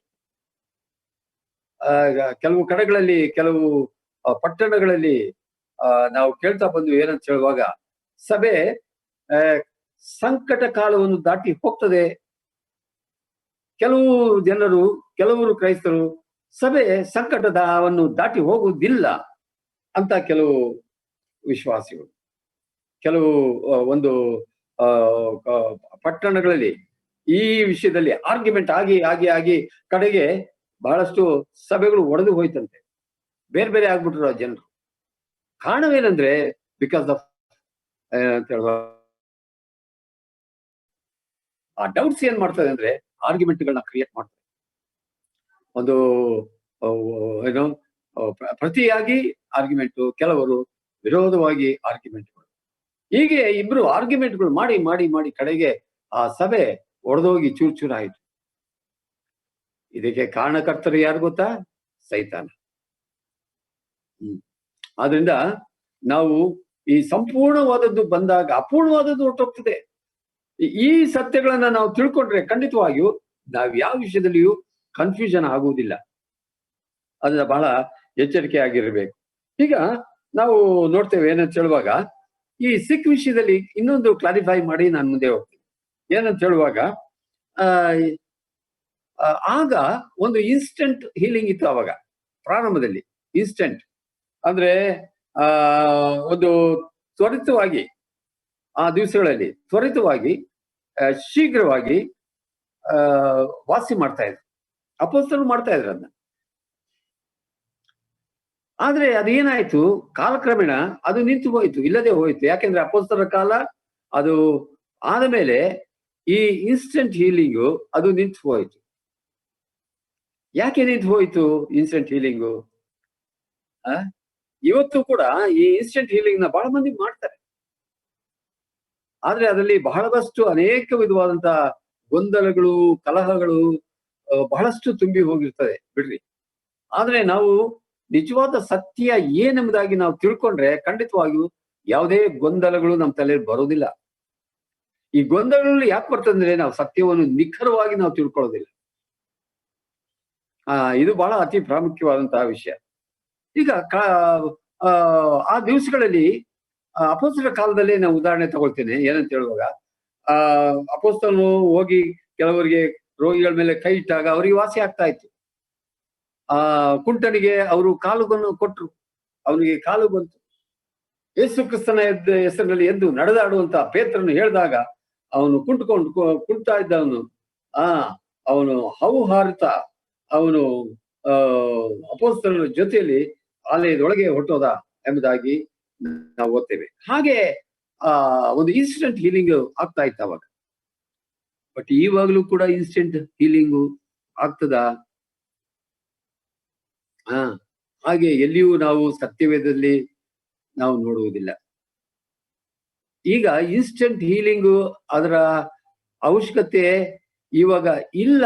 ಯಾಕೆ ಅಂತ ಹೇಳುವಾಗ ನಾನು ಕಳ್ಸಾಗ ನಿಮ್ಗೆ ಹೇಳಿದೆ. ಏನಂತ ಹೇಳುವಾಗ, ಈಗ ಒಂದು ಕಾಯಿಲೆ ಬಂದ್ರೆ, ಒಂದು ಜ್ವರ ಬಂದ್ರೆ, ಅಥವಾ ಏನಾದ್ರು ಸಂಗತಿಗಳು ನಡೆದ್ರೆ ಏನಾಗ್ತದೆ ಅಂತ ಹೇಳುವಾಗ, ಇವಾಗ ಬೇಕಾದಷ್ಟು ಹೈಟೆಕ್ ಹಾಸ್ಪಿಟಲ್ಗಳಿದೆ, ಬೇಕಾದಷ್ಟು ಮಂದಿ ಡಾಕ್ಟರ್ಸ್ಗಳಿದ್ದಾರೆ, ಬೇಕಾದಷ್ಟು ಮಂದಿ ಫಿಸಿಷಿಯನ್ಸ್ಗಳು ಇದ್ದಾರೆ, ಬೇಕಾದಷ್ಟು ಮಂದಿ ಸ್ಪೆಷಲಿಸ್ಟ್ಗಳಿದ್ದಾರೆ.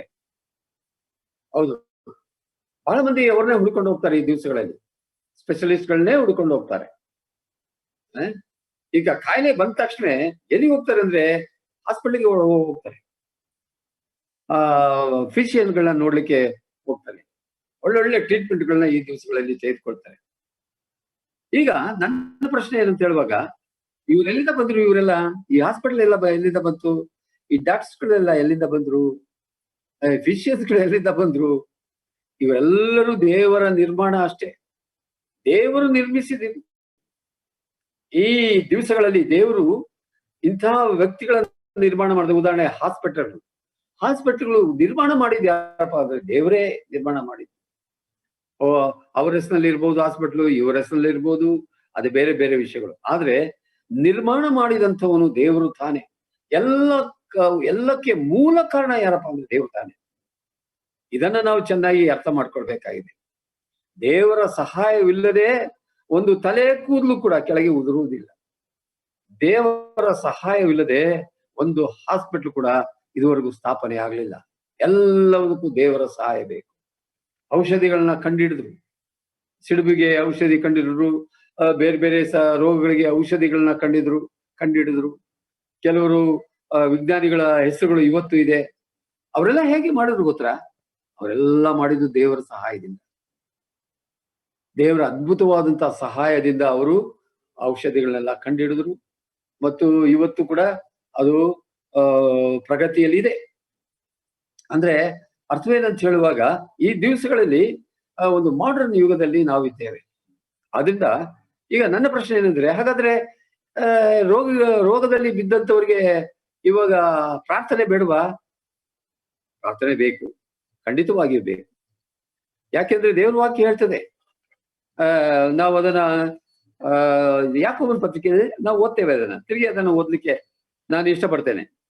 ಯಾಕೋಬನ ಬರೆದ ಪತ್ರಿಕೆ 5ನೇ ಅಧ್ಯಾಯ, ಅಲ್ಲಿ ನಾವು ನೋಡುವಂಥದ್ದು ಏನಂತ ಹೇಳುವಾಗ,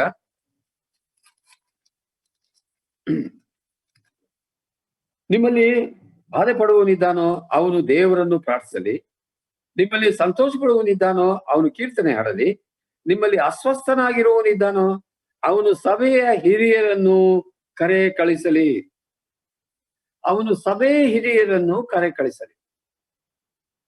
ಈ ಒಂದು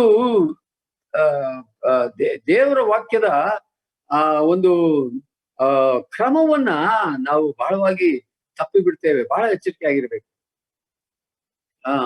ಎಲ್ಲಿಯೋ ಯಾರನ್ನೋ ಕರೆಸಿ ಪ್ರಾರ್ಥನೆ ಮಾಡಿಸುವಂಥದ್ದು, ಯಾರನ್ನೋ ಕರೆಸುವಂಥದ್ದು.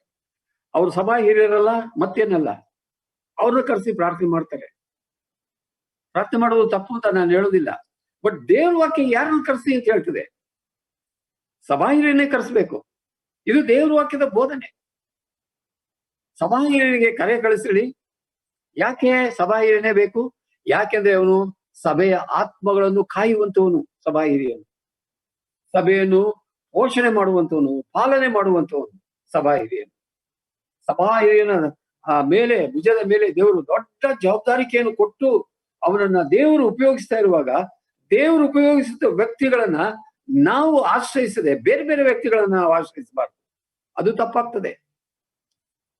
ಅವನು ಸಭಾ ಹಿರಿಯರನ್ನು ಕರೆ ಕಳಿಸಲಿ ಮತ್ತು ಕರ್ತನ ಹೆಸರಿಂದ ಅವನಿಗೆ ಎಣ್ಣೆ ಹಚ್ಚಿ ಅವನಿಗೋಸ್ಕರ ಪ್ರಾರ್ಥಿಸಲಿ.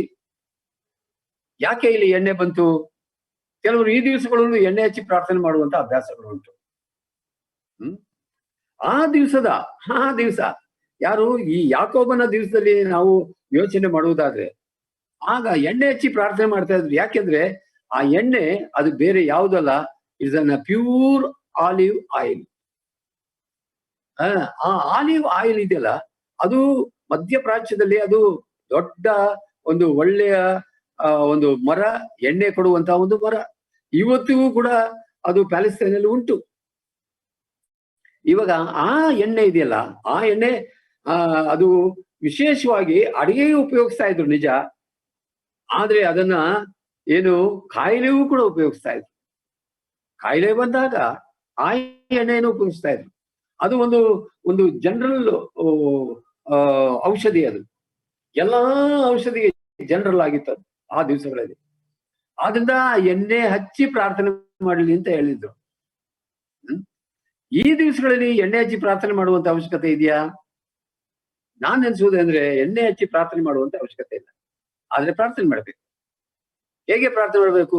ಸಭಾಯಿಯನ್ನು ಕರೆ ಕಳಿಸಿ ಪ್ರಾರ್ಥನೆ ಮಾಡ್ಬೇಕು. ಎಣ್ಣೆ ಹಚ್ಚಿ ಪ್ರಾರ್ಥನೆ ಮಾಡ್ಬೇಕು. ಆ ದಿವಸಗಳಲ್ಲಿ ಆಲಿವ್ ಆಯಿಲ್ ನ ಉಪಯೋಗಿಸ್ತಾ ಇದ್ರು. ಈ ದಿವಸಗಳಲ್ಲೂ ಆಲಿವ್ ಆಯಿಲ್ ನ ಉಪಯೋಗಿಸ್ತಾರೆ. ಇವತ್ತು ಕೂಡ ಅದು ಬಹಳಷ್ಟು ಅದು ಒಂದು ಆರೋಗ್ಯದಾಯಕವಾದಂತ ಒಂದು ಮೆಡಿಸಿನ್ ಆಗಿ ಅದು ಕೆಲಸ ಮಾಡುವಂತ ಒಂದು ಎಣ್ಣೆ ಇವತ್ತು ಕೂಡ. ಈಗ ಉದಾಹರಣೆಗೆ ಆ ಎರಿಕೋ ಪಟ್ಟಣಕ್ಕೆ ಅವನು ಏನು ಪ್ರಯಾಣ ಹೋಗ್ತಾ ಇದ್ದಂತ ಆ ವ್ಯಕ್ತಿಯನ್ನ ದಾರಿಲಿ ಕಳ್ಳರು ಹೊಡೆದು ಸುಲಿಗೆ ಮಾಡ್ಬಿಟ್ಟು ಅವನ ಅರಜೀವಿ ಮಾಡ್ಬಿಟ್ಟು ಒಂದು ಗುಂಡಿಲ್ ಹಾಕೊಟ್ಟರು. ನಾವು ಓದ್ತೇವೆ. ಆಮೇಲೆ ನಾವು ನೋಡ್ತೇವೆ 3 ವ್ಯಕ್ತಿಗಳು ಬರ್ತಾರೆ. ಕಡೆಗೆ 3 ವ್ಯಕ್ತಿಗಳಲ್ಲಿ 2 ವಾರೆಯಾಗಿ ಹೋಗ್ತಾರೆ. ಒಬ್ಬನು ಬರ್ತಾನೆ, ಅವನು ಯಾರಪ್ಪ ಅಂದ್ರೆ ಸಮಾರಿದವನು. ಅವನೇನ್ ಮಾಡ್ತಾನೆ, ತನ್ನ ಕತ್ತೆಯನ್ನು ನಿಲ್ಲಿಸಿ ಅವನು ಅದರೊಳಗೆ ಅವನ ಎಣ್ಣೆಯನ್ನು ದ್ರಾಕ್ಷಾರಸವನ್ನು ಅವನು ತೆಗೆದು ಅವನ ಗಾಯಕ್ಕೆ ಹಚ್ಚುತ್ತಾನೆ. ಯಾಕೆಂದ್ರೆ ಆ ದಿವಸಗಳಲ್ಲಿ ಅದು ಮೆಡಿಸಿನ್ ಆಗಿ ಅದನ್ನು ಉಪಯೋಗಿಸ್ತಾ ಇದ್ದಾರೆ. ಬಹಳ ಅದ್ಭುತವಾದ ಸಂಗತಿ. ಇವಾಗ ಬಿಡ್ರಿ, ಈಗ ಬಹಳಷ್ಟು ಒಳ್ಳೊಳ್ಳೆ ಔಷಧಿಗಳಿದೆ ಗಾಯಕ್ಕೆ, ಬೇರೆ ಬೇರೆ ವಿಷಯಗಳಿಗೆ ಬಹಳಷ್ಟು ಔಷಧಿಗಳಿದೆ. ಬಟ್ ಆ ದಿವಸಗಳಲ್ಲಿ ಅದಕ್ಕೋಸ್ಕರವಾಗಿ ಎಣ್ಣೆ ಹಚ್ಚಿ ಅವರು ಪ್ರಾರ್ಥನೆ ಮಾಡ್ತಾ ಇದ್ರು. ಇಲ್ಲಿ ನಾವು ನೋಡ್ತೇವೆ ಅದ್ರ ಜೊತೆಯಲ್ಲಿ ನಂಬಿಕೆ ಬೇಕಾಗಿತ್ತು ಅವರಿಗೆ, ಪ್ರಾರ್ಥನೆ ಮಾಡುವಂತವನಿಗೆ. ಅವನು ಸಭಾಹಿರಿಯನಾಗ್ಲಿ ಮತ್ತು ಆತನಿಗೆ ನಂಬಿಕೆ ಬೇಕು. ಇಲ್ಲಿ ವಾಕ್ಯ ಹೇಳ್ತದೆ, ನಂಬಿಕೆಯಿಂದ ಮಾಡಿದ ಪ್ರಾರ್ಥನೆ ರೋಗಿಯನ್ನು ರಕ್ಷಿಸುವುದು, ಕರ್ತನು ಅವನನ್ನು ಎಬ್ಬಿಸುವನು. ಅಷ್ಟು ಮಾತ್ರವೇ ಅಲ್ಲ, ಇನ್ನೊಂದು ಸಂಗತಿ ಆಗ್ತಾ ಇತ್ತು. ಅದೇನಂದ್ರೆ, ಪಾಪ ಮಾಡಿದವನಾಗಿದ್ದರೆ ಅದು ಪರಿಹಾರವಾಗುವುದು. ಎಂತ ಒಂದು ಒಂದು ಅಮೂಲ್ಯವಾದಂತ ಸಂಗತಿಗಳು. ಪಾಪ ಮಾಡಿದವನಾಗಿದ್ರೆ ಅದು ಪರಿಹಾರವಾಗುವುದು. ಹೇಗೆ ಪರಿಹಾರವಾಗ್ತಾ ಇತ್ತು ಗೊತ್ತಾ? ಹೇಗೆ ಅಂತ ಹೇಳುವಾಗ, ನೀವು ಸ್ವಸ್ಥವಾಗಬೇಕಾದ್ರೆ ನಿಮ್ಮ ಪಾಪಗಳನ್ನು ಒಬ್ಬರಿಗೊಬ್ರು ಅರಿಕೆ ಮಾಡಿ ಒಬ್ಬರು ದೇವರನ್ನು ಪ್ರಾರ್ಥಿಸಿದ್ರಿ. ನೋಡಿದ್ರ? ಒಬ್ಬರಿಗೊಬ್ರು ಆ ಪಾಪಗಳನ್ನು ಅರಿಕೆ ಮಾಡಿ ಪ್ರಾರ್ಥನೆ ಮಾಡುವಾಗ ದೇವರು ಅವರ ಪಾಪಗಳನ್ನು ಕ್ಷಮಿಸ್ತಾ ಇದ್ದಾರೆ. ಇವತ್ತಿಗೂ ಕೂಡ ಅದೇ ಕ್ರಮ ಉಂಟು. ಇವತ್ತಿಗೂ ಅದೇ ಉಂಟು. ಸಭೆಯಲ್ಲಿ ಯಾರ ವಿರೋಧವಾಗಿ ಯಾವುದೇ ವಿಧವಾದಂತ ಭಿನ್ನಾಭಿಪ್ರಾಯಗಳು, ಜಗಳಗಳು, ಮತ್ತೆ ಕ್ರೋಧ, ಕೋಪ, ಮತ್ಸರ ಇವೆಲ್ಲ ಇದ್ರೆ ಅದನ್ನ ಏನ್ ಮಾಡ್ಬೇಕು ಅಂತ ಹೇಳುವ, ಹೋಗಿ ಅರಿಕೆ ಮಾಡಿಬಿಡ್ಬೇಕು. ಅರಿಕೆ ಮಾಡಿ ಕರ್ತನ ಕೈ ಒಪ್ಪಿಸಿಬಿಟ್ರೆ ಕರ್ತನು ಆ ಪಾಪವನ್ನು ಕ್ಷಮಿಸ್ತಾ ಇದ್ದಾನೆ. ಇವತ್ತೂ ಕ್ಷಮಿಸ್ತಾನೆ ಕರ್ತನು. ದೇವರ ನಾಮಕ್ಕೆ ಸ್ತೋತ್ರವಾಗಲಿ. ಆದ್ರೆ ಇಲ್ಲಿ ನಾವು ನೋಡ್ತೇವೆ, ನೀತಿವಂತನ ಅತ್ಯಾಸಕ್ತಿ ಉಳ್ಳ ವಿಜ್ಞಾಪನೆಯು ಬಹುಬಲವಾಗಿದೆ. ಅದ್ಭುತವಾದ ಸಂಗತಿ. ಆಮೇಲೆ ಎಲಿಯನ ಉದಾಹರಣೆಯನ್ನ ಕೊಡ್ತಾನೆ. ಈ ರೀತಿಯಲ್ಲಿ ನನ್ನ ಪ್ರಿಯ ಸಹೋದರ ಸಹೋದರಿ, ಆ ದಿವಸಗಳಲ್ಲಿ ಒಬ್ಬ ರೋಗಿಯನ್ನು ವಾಸಿ ಮಾಡುವಂತ ಒಂದು ಕ್ರಮ ಆ ದಿವಸಗಳಲ್ಲಿ ಇತ್ತು. ಅಪೊಸ್ತಲರು ಆ ದಿವಸಗಳಲ್ಲಿ ಪ್ರಾರ್ಥನೆ ಮಾಡುವಾಗ ವಾಸಿ ಮಾಡ್ತಾ ಇದ್ದ ದೇವರು. ಆದ್ರೆ ಕೆಲವರಿಗೆ ದೇವರು ವಾಸಿ ಮಾಡ್ತಾ ಇಲ್ಲ, ಕೆಲವರಿಗೆ ವಾಸಿ ಮಾಡ್ತಾ ಇಲ್ಲ. ಈಗ ಉದಾಹರಣೆ ಅಪೊಸ್ತಲ ಪೌಲನೇ ಉದಾಹರಣೆ. ಅವನು 2 ಕೊರಿಂಥ ಪತ್ರಿಕೆ 12ನೇ ಅಧ್ಯಾಯದಲ್ಲಿ ಅವನು ಒಂದು ದೊಡ್ಡ ಒಂದು ರೋಗದಲ್ಲಿ ಬಿದ್ದಿದ್ದ. ಅಪೊಸ್ತಲ ಪೌಲ ಅದು ಬಿಟ್ಟು ಹೋಗಬೇಕೆಂದು ಅವನು 3 ಸಾರಿ ಪ್ರಾರ್ಥನೆ ಮಾಡಿದ. ಆದ್ರೆ ದೇವರು ನನ್ನ ಕೃಪೆಯೇ ನಿನಗೆ ಸಾಕು ಅಂತ ಹೇಳ್ಬಿಟ್ಟ. ಆದ್ರೆ ಅವನೊಳಗಿದ್ದಂತ ಆ ರೋಗವನ್ನ ದೇವರು ತೆಗೆಯಲಿಲ್ಲ, ಅಲ್ಲೇ ಬಿಟ್ಬಿಟ್ಟ. ಯಾಕೆ ಆತರ ದೇವರು ಮಾಡ್ದ?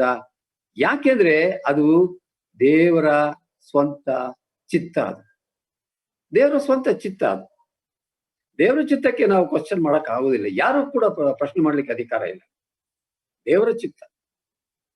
ಕೆಲವರು ಬಹಳಷ್ಟು ಯಂಗ್ ಏಜ್ನಲ್ಲೇ ಕೆಲವರು ತೀರ್ಕೊಂಡ್ಬಿಡ್ತಾರೆ. ಅಯ್ಯೋ, ಈ ಏಜ್ನಲ್ಲಿ, ಈ ಯೌವನ ಪ್ರಾಯದಲ್ಲಿ ಸತ್ತೋಗ್ಬಿಟ್ನಲ್ಲಪ್ಪ, ಯಾಕೆ ಸತ್ತೋದ ದೇವರ ಮೇಲೆ ಪ್ರಶ್ನೆ ಮಾಡಿ ಮಾಡಿ ಮಾಡಿ ಸ್ವರ್ಗೆ ಹೋಗ್ಬಿಡ್ತಾರೆ ಕೆಲವರು. ಅದಕ್ಕೆ ಒಂದೇ ಒಂದು ಉತ್ತರ, ಅದೇಂದ್ರೆ ದೇವರ ಚಿತ್ತ ಅಷ್ಟೇ. ಇವತ್ತು ಕರೋನಾ ರೋಗದಿಂದ ನೂರಾರು ಸಾವಿರಾರು ಸಂಖ್ಯೆಯಲ್ಲಿ ಜನರು ಸಾಯ್ತಾ ಇದ್ದಾರೆ. ಆದ್ರೆ ಎಲ್ಲರೂ ಸಾಯಬೇಕೆಂಬುದಾಗಿ ದೇವರ ಚಿತ್ತ ಅಲ್ಲ. ಅವರ ಪಾಪಗಳು ಅವರನ್ನು ಹಿಡಿತಾ ಇದೆ. ಆದ್ರಿಂದ ಜನರು ಸಾಯ್ತಾ ಇದ್ದಾರೆ ಈ ದಿವಸಗಳಲ್ಲಿ. ಆದ್ರಿಂದ ಇವತ್ತು ನಾವು ವಿಶ್ವಾಸಿಗಳಾದ ನಾವು ಇವತ್ತು ಏನ್ ಮಾಡ್ತಾ ಇದ್ದೇವೆ? ಪ್ರತಿ ದಿನ ಪ್ರತಿ ದಿವಸ ಕೆಲವು ರೋಗಿಗಳನ್ನ, ನಮಗೆ ತಿಳಿದಂತವರು ರೋಗಿಗಳಿಗೋಸ್ಕರ ನಾವು ಪ್ರಾರ್ಥನೆ ಮಾಡಿದ್ರೆ ಎಂಥ ಒಂದು ಆಶೀರ್ವಾದ, ಎಂಥ ಒಂದು ಆಶೀರ್ವಾದ ಪ್ರಿಯರೇ. ಬಹಳ ವಿಶೇಷವಾದ ಸಂಗತಿ. ಇವತ್ತು ದೇವರು ಕೆಲವರ ರೋಗಗಳನ್ನ ತೆಗೆಯುವುದಿಲ್ಲ, ಹಾಗೆ ಇಟ್ಬಿಡ್ತಾರೆ. ಅದು ದೇವರ ಇಷ್ಟ, ದೇವರ ಚಿತ್ತ. ದೇವರು ಏಸಾವನನ್ನು ಕೈ ಬಿಟ್ಟ, ಯಾಕೋಬನನ್ನು ಆರಿಸ್ಕೊಂಡ. ಯಾಕೆ? ಏಸಾವನು ಕೆಟ್ಟವನು ಅಂತ ಹೇಳಿಕ್ ಆಗೋದಿಲ್ಲ, ಇಲ್ಲ. ಯಾಕೋಬನು ಒಳ್ಳೆಯವನ? ಇಲ್ಲ, ಅವನು ಮೋಸಗಾರ ಅಂತ ದೇವ್ರ ವಾಕ್ಯ ಹೇಳ್ತಾರೆ. ಆದ್ರೆ ದೇವರು ಯಾಕೋಬನನ್ನು ಆರಿಸ್ಕೊಂಡ. ಯಾಕೆ ಆರಿಸ್ಕೊಂಡ? ಅದು ಆತನ ಚಿತ್ತ. ದೇವರನ್ನು ಯಾರು ಪ್ರಶ್ನೆ ಮಾಡ್ಲಿಕ್ಕೆ ಆಗುದಿಲ್ಲ. ಇರ್ಲಿ, ನನ್ನ ವಿಷಯಕ್ಕೆ ನಾನು ಬರ್ತೇನೆ. ಈಗ ಬಹಳ ಗಮನಿಸಬೇಕಾದಂತ ಒಂದು ಅಂಶ ಏನಂದ್ರೆ, ಈ ದಿವಸಗಳಲ್ಲಿ ಇನ್ಸ್ಟೆಂಟ್ ಹೀಲಿಂಗ್ ಇರುವುದಿಲ್ಲ. ಇದನ್ನು ನಾವು ಚೆನ್ನಾಗಿ ತಿಳ್ಕೊಳ್ಬೇಕು. ಬಟ್ ಹೀಲಿಂಗ್ ಇದೆ. ಅದು ಹೇಗೆ ಅಂತ ಹೇಳುವಾಗ, ನಾವು ಔಷಧಿಗಳನ್ನ ತೆಗೆದುಕೊಳ್ಬೇಕು, ಹಾಸ್ಪಿಟಲ್ಗೆ ಹೋಗಿ ಔಷಧಿಗಳನ್ನ ತೆಗೆದುಕೊಳ್ಬೇಕು, ಡಾಕ್ಟರ್ ನೋಡ್ಲೇಬೇಕು, ಮತ್ತು ಔಷಧಿ ತೆಗೆದುಕೊಳ್ಬೇಕು, ಮತ್ತು ಜೊತೆಲಿ ಪ್ರಾರ್ಥನೆ ಕೂಡ ಮಾಡ್ಬೇಕು. ಎರಡೂ ಮಾಡ್ಬೇಕು. ಒಂದನ್ನು ಬಿಟ್ಟು ಒಂದನ್ನು ಮಾಡಿದ್ರೆ ತಪ್ಪಾಗ್ತದೆ. ಕೆಲವರು, ನಾನು ನೋಡಿದ್ದೇನೆ, ಒಬ್ಬ ಸೇವಕನು ವಿಷಯ ನನಗೆ ಗೊತ್ತುಂಟು.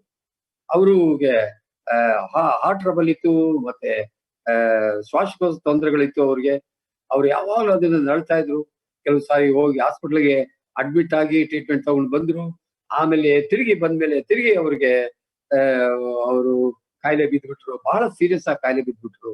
ಅವಾಗ ಎಲ್ರು ಅವ್ರಿಗೆ ಯಾಕೆ ನೀವು ಹೋಗಿ ಹಾಸ್ಪಿಟಲ್ಗೆ ಅಡ್ಮಿಟ್ ಆದ್ರಿ ಅಂತ ಹೇಳಿದ್ರೆ, ಅವರು ಇಲ್ಲ, ನಾನು ಔಷಧಿ ತಕ್ಕೊಳ್ಳೋದೇ ಇಲ್ಲ, ನನಗೆ ಬೇಡ ಔಷಧಿ, ನಾನು ಪ್ರಾರ್ಥನೆ ಮಾಡ್ತೇನೆ, ದೇವ್ರ ಇಷ್ಟ ಇದ್ರೆ ವಾಸಿ ಮಾಡ್ಲಿ ಅಂತ ಅವ್ರು ಹೇಳಿದ್ರು.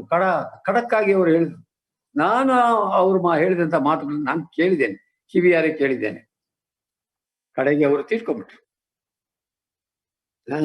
ನಾವು ದೇವರ ಹತ್ರ, ಸ್ವಾಮಿ ಹತ್ರ ನಮ್ಮದೇ ಆದಂತ ಒಂದು ಹಠಮಾರಿತನ ನಾವೆಂದಿಗೂ ನಾವು ತೋರಿಸ್ಬಾರ್ದು. ಇವತ್ತು ಸಮೃದ್ಧಿಯಾಗಿ ದೇವ್ರ ಹಾಸ್ಪಿಟಲ್ ಕೊಟ್ಟಿದ್ದಾನೆ, ಡಾಕ್ಟರ್ ಕೊಟ್ಟಿದ್ದಾನೆ, ಔಷಧಿಗಳನ್ನ ಕೊಟ್ಟಿದ್ದಾನೆ. ಅದನ್ನ ನಾವು ಸೇವಿಸಲೇಬೇಕು. ಮತ್ತು ಅದ್ರ ಜೊತೆಯಲ್ಲಿ ಪ್ರಾರ್ಥನೆ ಕೂಡ ನಾವು ಮಾಡ್ಬೇಕು. ಎಲ್ಲದಕ್ಕಿಂತ ಪ್ರಾರ್ಥನೆ ಬಹಳ ಪ್ರಾಮುಖ್ಯವಾದದ್ದು. ಬರೀ ಔಷಧಿನೇ ನಂಬುವಂಥದ್ದಲ್ಲ, ಪ್ರಾರ್ಥನೆ ಮೇಲೆ ನಂಬಿಕೆ ಇರಬೇಕು. ವಾಸಿ ಮಾಡ್ತಾನೆ ಎಂಬುದಾಗಿ. ಇದು ಬಹಳ ಅತಿ ಪ್ರಾಮುಖ್ಯವಾದಂತ ವಿಷಯ. ಈಗ ನನ್ನ ಮಾತುಗಳನ್ನ ಮುಗಿಸ್ಲಿಕ್ಕೆ ಒಂದು ವಿಷಯನ ನಾನು ಪ್ರಸ್ತಾವನೆ ಮಾಡಿ ನಾನು ನನ್ನ ಮಾತುಗಳನ್ನ ಮುಗಿಸ್ತೇನೆ. ಅದೇನಂತ ಹೇಳುವಾಗ, ಕೆಲವು ಕಡೆಗಳಲ್ಲಿ ಹೀಲಿಂಗ್ ಮೀಟಿಂಗ್ ಅಂತ ಕೂಡ ಕೆಲವು ಕಡೆ ಮಾಡ್ತಾರೆ. ಈ ಹೀಲಿಂಗ್ ಮೀಟಿಂಗ್ ಇದು ವಾಕ್ಯಾನುಸಾರವಾದದ್ದ ಇಲ್ಲ. ಅದಕ್ಕೆ ಯಾವುದೇ ವಿಧವಾದಂತ ಸತ್ಯವೇದದಲ್ಲಿ ಆಧಾರ ಇಲ್ಲ. ಹೀಲಿಂಗ್ ಮೀಟಿಂಗ್, ಹೀಲ್ ಮಾಡುವಂತ ಮೀಟಿಂಗ್ ಅಂದ್ರೆ ನೂರಾರು ಜನನ ಕರೆಸಿ ಅವ್ರಿಗೆ ವಾಸಿ ಮಾಡುವಂಥದ್ದು, ಅವರ ತಲೆ ಮೇಲೆ ಕೈ ಇಟ್ಟು ಅಥವಾ ಏನೋ ಮಾಡಿ ವಾಸಿ ಮಾಡುವಂತ ಒಂದು ಕ್ರಮ ಇದು ದೇವರ ವಾಕ್ಯಕ್ಕೆ ಅನುಸಾರವಾದದ್ದು ಅಲ್ಲ. ಅಂತಹ ಸಂಗತಿಗಳನ್ನ ನಾವೆಂದಿಗೂ ನಾವು ಅದನ್ನ ಹಿಂಬಾಲಿಸಬಾರದು, ಉತ್ತೇಜನ ಮಾಡಲೂಬಾರದು ಅಂತಹ ಸಂಗತಿಗಳನ್ನ. ಇವಾಗ ದೇವರ ವಾಕ್ಯದ ಕ್ರಮ ನಾವು ನೋಡಿದ್ವಿ. ಒಬ್ಬ ರೋಗಸ್ಥನಾದ್ರೆ ಅವನು ಮಾಡಿಸಿಕೊಳ್ಳುವಂತ ಒಂದು ಕ್ರಮ ಏನೆಂಬುದಾಗಿ ನಾವು ನೋಡ್ತಾ ಬಂದು. ಈಗ ನಾನು ಕಡೆದಾಗಿ ನಾನು ಹೇಳ್ತಾ ಬಂದೆ ಏನಂತ ಹೇಳುವಾಗ, ದೇವರು ಅಪೊಸ್ತಲರಿಗೆ ಕೆಲವಾರು ವರಗಳನ್ನ ಕೊಟ್ಟ. ದೇವರ ನಾಮಕ್ಕೆ ಸ್ತೋತ್ರ. ಆ ರೋಗಗಳನ್ನು ವಾಸಿ ಮಾಡುವಂತ ವರಗಳನ್ನ ಕೊಟ್ಟ. ಅವರು ಮಾಡಿದ್ರು. ಈಗ ಅವರು ಇಲ್ಲ. ಇವಾಗ ಸಭೆ ಇದೆ, ಸಭಾ ಜನರು ಇದ್ದಾರೆ. ಇವಾಗ ಬಹಳ ಅತಿ ಪ್ರಾಮುಖ್ಯವಾದಂತ ಸಂಗತಿ ಏನಂತ ಹೇಳುವಾಗ, ಅಪೊಸ್ತಲರು ಇಲ್ಲ, ಪ್ರವಾದಿಗಳು ಇಲ್ಲ. ಹಾಗಾದ್ರೆ ಆ ವರಗಳೆಲ್ಲ ಏನಾದವು ಅಂತ ನೀವು ಪ್ರಶ್ನೆ ಮಾಡೋದಾದ್ರೆ, ದೇವರು ಅದಕ್ಕಿಂತಲೂ ಇನ್ನೂ ಉತ್ತಮವಾದಂತ ವರಗಳನ್ನ ಇವತ್ತು ಕೊಟ್ಟಿದ್ದಾನೆ. ಇನ್ನೂ ಉತ್ತಮವಾದಂತಹ ವರ. ನಾನು ಮಾಡುವಂತ ಕ್ರಿಯೆಗಳಿಂತಲೂ ಇನ್ನೂ ಹೆಚ್ಚಿನ ಕ್ರಿಯೆಗಳನ್ನು ನಡೆಸ್ತಾರೆ ನನ್ನ ಆ ಹಿಂದೆ ಬರುವಂತವ್ರು, ಅಂದ್ರೆ ನನ್ನ ಶಿಷ್ಯರುಗಳು ಎಂಬುದಾಗಿ ನನ್ನ ಕರ್ತನು ಹೇಳಿದಂತ ಮಾತು ಯೋಹನ್ ಬರೆದ ಸುವಾರ್ತೆಯಲ್ಲಿ ನಾವು ಓದ್ತೇವೆ. ನಾನು ಮಾಡಿದ್ದಕ್ಕಿಂತಲೂ ಹೆಚ್ಚಿನದಾಗಿ ಮಾಡ್ತಾರೆ ಎಂಬುದಾಗಿ ನಮ್ಮ ಕರ್ತನು ಹೇಳಿದಂತ ಮಾತು. ಈ ದಿವಸದಲ್ಲಿ ದೇವರು ಇನ್ನೂ ಅತ್ಯುತ್ತಮವಾದಂತ ವರಗಳನ್ನ ದೇವರು ಸಭೆಗೆ ಕೊಟ್ಟಿದ್ದಾನೆ. ಅತ್ಯುತ್ತಮವಾದಂತ ವರ ಯಾವುದು ಅಂತ ಹೇಳುವಾಗ ನಾನು ಆಗ್ಲೇ ಓದಿದೆ. ಅದು ಯಾವುದಂದ್ರೆ ಎಫೆಸದವರಿಗೆ ಬರೆದ ಪತ್ರಿಕೆ 4ನೇ ಅಧ್ಯಾಯ 11ನೇ ವಚನ. ತಿರುಗಿ ನಾನು ಓದ್ತೇನೆ. ಆತನು ಕೆಲವರನ್ನು ಅಪೊಸ್ತಲರನ್ನಾಗಿಯೂ, ಕೆಲವರನ್ನು ಪ್ರವಾದಿಗಳನ್ನಾಗಿಯೂ, ಕೆಲವರನ್ನು ಸವಾರ್ಥಿಕರನ್ನಾಗಿಯೂ, ಕೆಲವರನ್ನು ಸಭಾಪಾಲಕರನ್ನಾಗಿಯೂ, ಉಪದೇಶಗಳನ್ನಾಗಿಯೂ ಅನುಗ್ರಹಿಸಿದನು. ಇವರನ್ನು ಅನುಗ್ರಹಿಸಿದ. ಯಾರು ಇವರು? ನಾನು ಆಗ್ಲೇ ಹೇಳ್ತಾ ಬಂದೆ. ಇವರು ದೇವರು ಬಹಳ ವಿಶೇಷವಾದ ರೀತಿಯಲ್ಲಿ ಸಭೆಗೆ ಅನುಗ್ರಹಿಸಲ್ಪಟ್ಟಂತ ವರ ದೇವರು ಸಭೆಗೆ ಕೊಟ್ಟಂತ ವರ. ಈಗ ಇಲ್ಲಿ ಅಪೊಸ್ತಲರಿಲ್ಲ, ಪ್ರವಾದಿಗಳಿಲ್ಲ. ಇಲ್ಲಿ ಉಳ್ಕೊಂಡವ್ರು ಯಾರು? ಈಗ ಇರುವಂತವ್ರು ಯಾರು? ಸವಾರ್ಥಿಕರಿದ್ದಾರ? ಇದ್ದಾರೆ. ಆಮೇಲೆ ಸಭಾಪಾಲಕರಿದ್ದಾರ? ಇದ್ದಾರೆ. ಎಲ್ಡರ್ಸ್ಗಳಿದ್ದಾರೆ. ಆಮೇಲೆ ಉಪದೇಶಗಳಿದ್ದಾರೆ. ಈಗ ನಾವು ನೋಡುವಂತ ಸಂಗತಿ ಏನಂದ್ರೆ, ದೇವರು ಇವರೆಲ್ಲ ಯಾತಕ್ಕೆ ಕೊಟ್ಟಿದ್ದಾನೆ? ನಾನು ಆಗ್ಲೇ ಹೇಳ್ದ ಬಂದೆ, ಇವರೆಲ್ಲರೂ ಸಭೆಗೆ ವರವಾಗಿ ದೇವರು ಕೊಟ್ಟಿದ್ದಾನೆ. They are all gifted persons for the growth of the church. ಸಭೆಯ ಬೆಳವಣಿಗೆಗೆ ಈ ದೇವರು ವರವಾಗಿ ಕೊಟ್ಟಿದ್ದಾನೆ. ಇನ್ನೊಂದು ಮಾತಿನಲ್ಲಿ ಹೇಳುವುದಾದ್ರೆ, ಇದು ಒಂದು ರೀತಿಯಲ್ಲಿ ಇದೊಂದು ಶಾಶ್ವತವಾದಂತ ಒಂದು ವರ ಅಂತ ನಾವು ಹೇಳ್ಬೋದು. ಶಾಶ್ವತವಾದಂತ ವರ. ಯಾಕೆ ಅಂತ ಹೇಳ್ತೀರಾ? ಈಗ ಅಪೊಸ್ತಲರಿಲ್ಲ, ಪ್ರವಾದಿಗಳಿಲ್ಲ. ಈಗ ಇರುವವರು ಯಾರು? ಸವಾರ್ಥಿಕರಿದ್ದಾರೆ. ಇವತ್ತಿಗಿದ್ದಾರೆ. ಎಲ್ಲಿಂದ ಪ್ರಾರಂಭ ಆಯ್ತು? ಇದು 1ನೇ ಶತಮಾನದಿಂದ ಪ್ರಾರಂಭ ಆಯ್ತು. 21ನೇ ಶತಮಾನದಲ್ಲಿ ಇದ್ದಾರೆ ಸವಾರ್ಥಿಕರಿದ್ದಾರೆ. ಅವರಿಲ್ಲದೆ ಹೋಗ್ಲಿಲ್ಲ. ದೇವರನ್ನು ಇನ್ನೂ ಉಳಿಸಿದ್ದಾನೆ, ಇನ್ನೂ ಉಪಯೋಗಿಸ್ತಾ ಇದ್ದಾನೆ ಸೇವೆಯಲ್ಲಿ. ಆಮೇಲೆ ಸಭಾಪಾಲಕರಿದ್ದಾರೆ. ಅದು ಸಭಾಪಾಲಕರು 1ನೇ ಶತಮಾನದಲ್ಲಿ ಪ್ರಾರಂಭವಾಯಿತು. ಅಪೊಸ್ತಲರು ಕೆಲವು ಕಡೆ ಹೋಗಿ ಅವರ ಅನುಮತಿಯಿಂದ ಸಭಾ ಹಿರಿಯರುಗಳನ್ನು ನೇಮಿಸಿ ಮತ್ತು ಆ ಸಭೆಯನ್ನ ಪರಿಪಾಲನೆ ಮಾಡ್ಲಿಕ್ಕೆ ಬಿಟ್ಟು ಅವರು ಬೇರೆ ಮುಂದಕ್ಕೆ ಹೋಗುವುದನ್ನ ನಾವು ನೋಡ್ತೇವೆ. ಇವತ್ತು ಕೂಡ ಸಭಾ ಹಿರಿಯರಿದ್ದಾರೆ. ಈ ಸಭಾ ಹಿರಿಯರು ಯಾರು? ಸಭೆಯ ಎಲ್ಲಾ ವಿಧವಾದಂತ ಆತ್ಮೀಯ ಪ್ರೋತ್ಸಾಹಕ್ಕೆ ಉಪಯೋಗವಾಗುವುದಕ್ಕಾಗಿ ಕೊಡಲ್ಪಟ್ಟಂತ ಜನರು. ಇದನ್ನ ನಮ್ಮ ಮುಂದಕ್ಕೆ ನಾವು ಓದ್ತೇವೆ. ಅದನ್ನು ಉಪದೇಶಗಳು ಯಾರು? ಇವರು ಟೀಚರ್ಸ್. ನಾವು ಬೈಬಲ್ ಸ್ಕೂಲ್ಗಳಲ್ಲಿ ನಾವು ನೋಡ್ತೇವೆ, ಅಲ್ಲಿ ಎಲ್ಲ ಟೀಚರ್ಸ್ಗಳು ಬರ್ತಾರೆ. ಅಂದ್ರೆ ಡಾಕ್ಟರ್ಸ್ಗಳನ್ನ ಬೋಧನೆ ಮಾಡುವಂತವರು ಟೀಚರ್ಸ್ಗಳು ಇವತ್ತು ಕೂಡ ಇದ್ದಾರೆ. 1ನೇ ಶತಮಾನದಿಂದ ಹಿಡಿದು ಇವತ್ತು ಕೂಡ ಇದ್ದಾರೆ. ಇವರೆಲ್ಲ ಯಾರಪ್ಪ ಅಂದ್ರೆ ಇವತ್ತು ಕೂಡ ಸಭೆಗೆ ಪರ್ಮನೆಂಟ್ ಆಗಿ ಕೊಟ್ಟಿದ್ದಾರೆ. ದೇವರು ಇವ್ರನ್ನ ವಾಪಸ್ ತಗೊಂಡಿಲ್ಲ. ಅಪೊಸ್ತಲರು ತಕೊಂಡ್ಬಿಟ್ಟ, ಪ್ರವಾದಿಗಳು ತಕೊಂಡ್ಬಿಟ್ಟ, ಆದ್ರೆ ಇವರು ಮಾತ್ರ ತಕೊಳ್ಳಿಲ್ಲ. ಇವತ್ತಿಗೂ ದೇವರು ಇವರನ್ನ ಇಟ್ಟಿದ್ದಾರೆ. ದೇವರ ನಾಮಕ್ಕೆ ಸ್ತೋತ್ರವಾಗಲಿ. ಯಾಕೆ ಇಟ್ಟಿದ್ದಾನೆ ನೋಡ್ರಿ, ಇಲ್ಲಿ ನಾವು ಓದ್ತೇವೆ 13ನೇ ವಚನದಿಂದ ನೋಡ್ರಿ. ಎಫೆಸ 4:13. ನಾವೆಲ್ಲರೂ ನಂಬಿಕೆಯಿಂದಲೂ ದೇವಕುಮಾರನ ವಿಷಯವಾದ ಜ್ಞಾನದಿಂದಲೂ ಉಂಟಾಗುವ ಐಕ್ಯವನ್ನು ಹೊಂದಿ ಪ್ರವೀಣತೆಗೆ ಬಂದವರಾಗಿ ಕ್ರಿಸ್ತನ ಪರಿಪೂರ್ಣತೆ ಎಂಬ ಪ್ರಮಾಣವನ್ನು ಮುಟ್ಟುವ ತನಕ ದೇವ ಜನರನ್ನು ಯೋಗ್ಯ ಸ್ಥಿತಿಗೆ ತರುವ ಕೆಲಸಕ್ಕೋಸ್ಕರವು. ನೋಡ್ರಿ, ಇವರ ಕೆಲಸ, ಇವರ ಜವಾಬ್ದಾರಿಕೆ ಏನಂತ ತಿಳಿಸ್ತಾ ಇದ್ದಾನೆ. ಆಮೇಲೆ ಸಭೆಯ ಸೇವೆಗೋಸ್ಕರವಾಗಿಯೂ, ಆಮೇಲೆ ಕ್ರಿಸ್ತನ ದೇಹವು ಅಭಿವೃದ್ಧಿ ಆಗುವುದಕ್ಕೋಸ್ಕರವೂ ಆತನು ಇವರನ್ನು ಅನುಗ್ರಹಿಸಿದನು. ಅನುಗ್ರಹ, ಇವರೆಲ್ಲ ದೇವರ ಅನುಗ್ರಹ, ಅಂದ್ರೆ ದೇವರ ಗಿಫ್ಟ್ಸ್ ಇವರು. ಯಾರಿಗೆ? ದೇವರ ಸಭೆಗೆ. ಇವರು ಯಾರಪ್ಪ ಅಂತ ಹೇಳುವಾಗ ಇದೊಂದು ಪರ್ಮನೆಂಟ್ ಗಿಫ್ಟ್ಸ್ ಸಭೆಗೆ ದೇವರು ಕೊಟ್ಟಿದ್ದಾನೆ. ಒಂದು ಶಾಶ್ವತವಾದ ರೀತಿಯಲ್ಲಿ ಇದನ್ನು ಕೊಟ್ಟಿದ್ದಾನೆ. ಕರ್ತನಾದ ಯೇಸು ಕ್ರಿಸ್ತನು ಸಭೆಗೋಸ್ಕರವಾಗಿ ಪ್ರತ್ಯಕ್ಷವಾಗುವ ತನಕ ಇವರು ಸೇವೆ ಮಾಡ್ತಲೇ ಇದ್ದಾರೆ. ದೇವರು ಇವ್ರನ್ನ ಉಪಯೋಗಿಸ್ತಲೇ ಇದ್ದಾನೆ. ಆಮೇಲೆ ಇದರ ಒಂದು ಅಡ್ವಾಂಟೇಜ್ ಏನು ಅಂತ ಹೇಳುವಾಗ 14ನೇ ವಚನ, ನಾವು ಇನ್ನು ಮೇಲೆ ಕೂಸುಗಳಾಗಿರಬಾರದು. ಆಗ್ಲೇ ಹೇಳ್ತಾ ಬಂದೆ, ದೇವರ ವಾಕ್ಯದ ಸತ್ಯಗಳು ಅರ್ಥವಾಗದೆ ಹೋದ್ರೆ ನಾವ್ ಹೇಗಿರ್ತೇವಪ್ಪ ಅಂದ್ರೆ ಕೂಸುಗಳಾಗಿರ್ತೇವೆ. ಎಲ್ಲಾರು ಹೇಳಿದ್ರು ಸರಿ ಅಂತ ಗೋಳ ಅಣಿಸೋದು, ತಲೆ ಅಳ್ಳಾಡ್ಸ್ಕೊಂಡು ಕಡೆಗೆ ಅವರನ್ನೇ ಹಿಂಬಾಲಿಸ್ಬಿಡ್ತೇವೆ. ಆದ್ರೆ ದೇವ್ರ ವಾಕ್ಯ ಹೇಳ್ತದೆ, ಇವರೆಲ್ಲ ದೇವರು ಯಾಕೆ ಕೊಟ್ಟ ಅಂದ್ರೆ ನಾವು ಇನ್ನು ಮುಂದೆ ಕೂಸುಗಳಾಗಿರಬಾರದು. ಆಮೇಲೆ ದುರ್ಜನರ ವಂಚನೆಗೂ ದುರ್ಬೋಧಕರ ಕುಯುಕ್ತಿಗೂ ಒಳಬಿದ್ದು ನಾನಾ ಉಪದೇಶಗಳಿಂದ ಕಂಗೆಟ್ಟು ಗಾಳಿಯಿಂದ ಹತ್ತಿತ್ತ ನೂಕಿಸಿಕೊಂಡು ಹೋಗುವವರ ಆಗಿರಬಾರದು. ಯಾಕೆಂದ್ರೆ ಈ ದಿವಸಗಳಲ್ಲಿ ಈ ಸುಳ್ಳು ಬೋಧಕರು ಬಹಳವಾಗಿ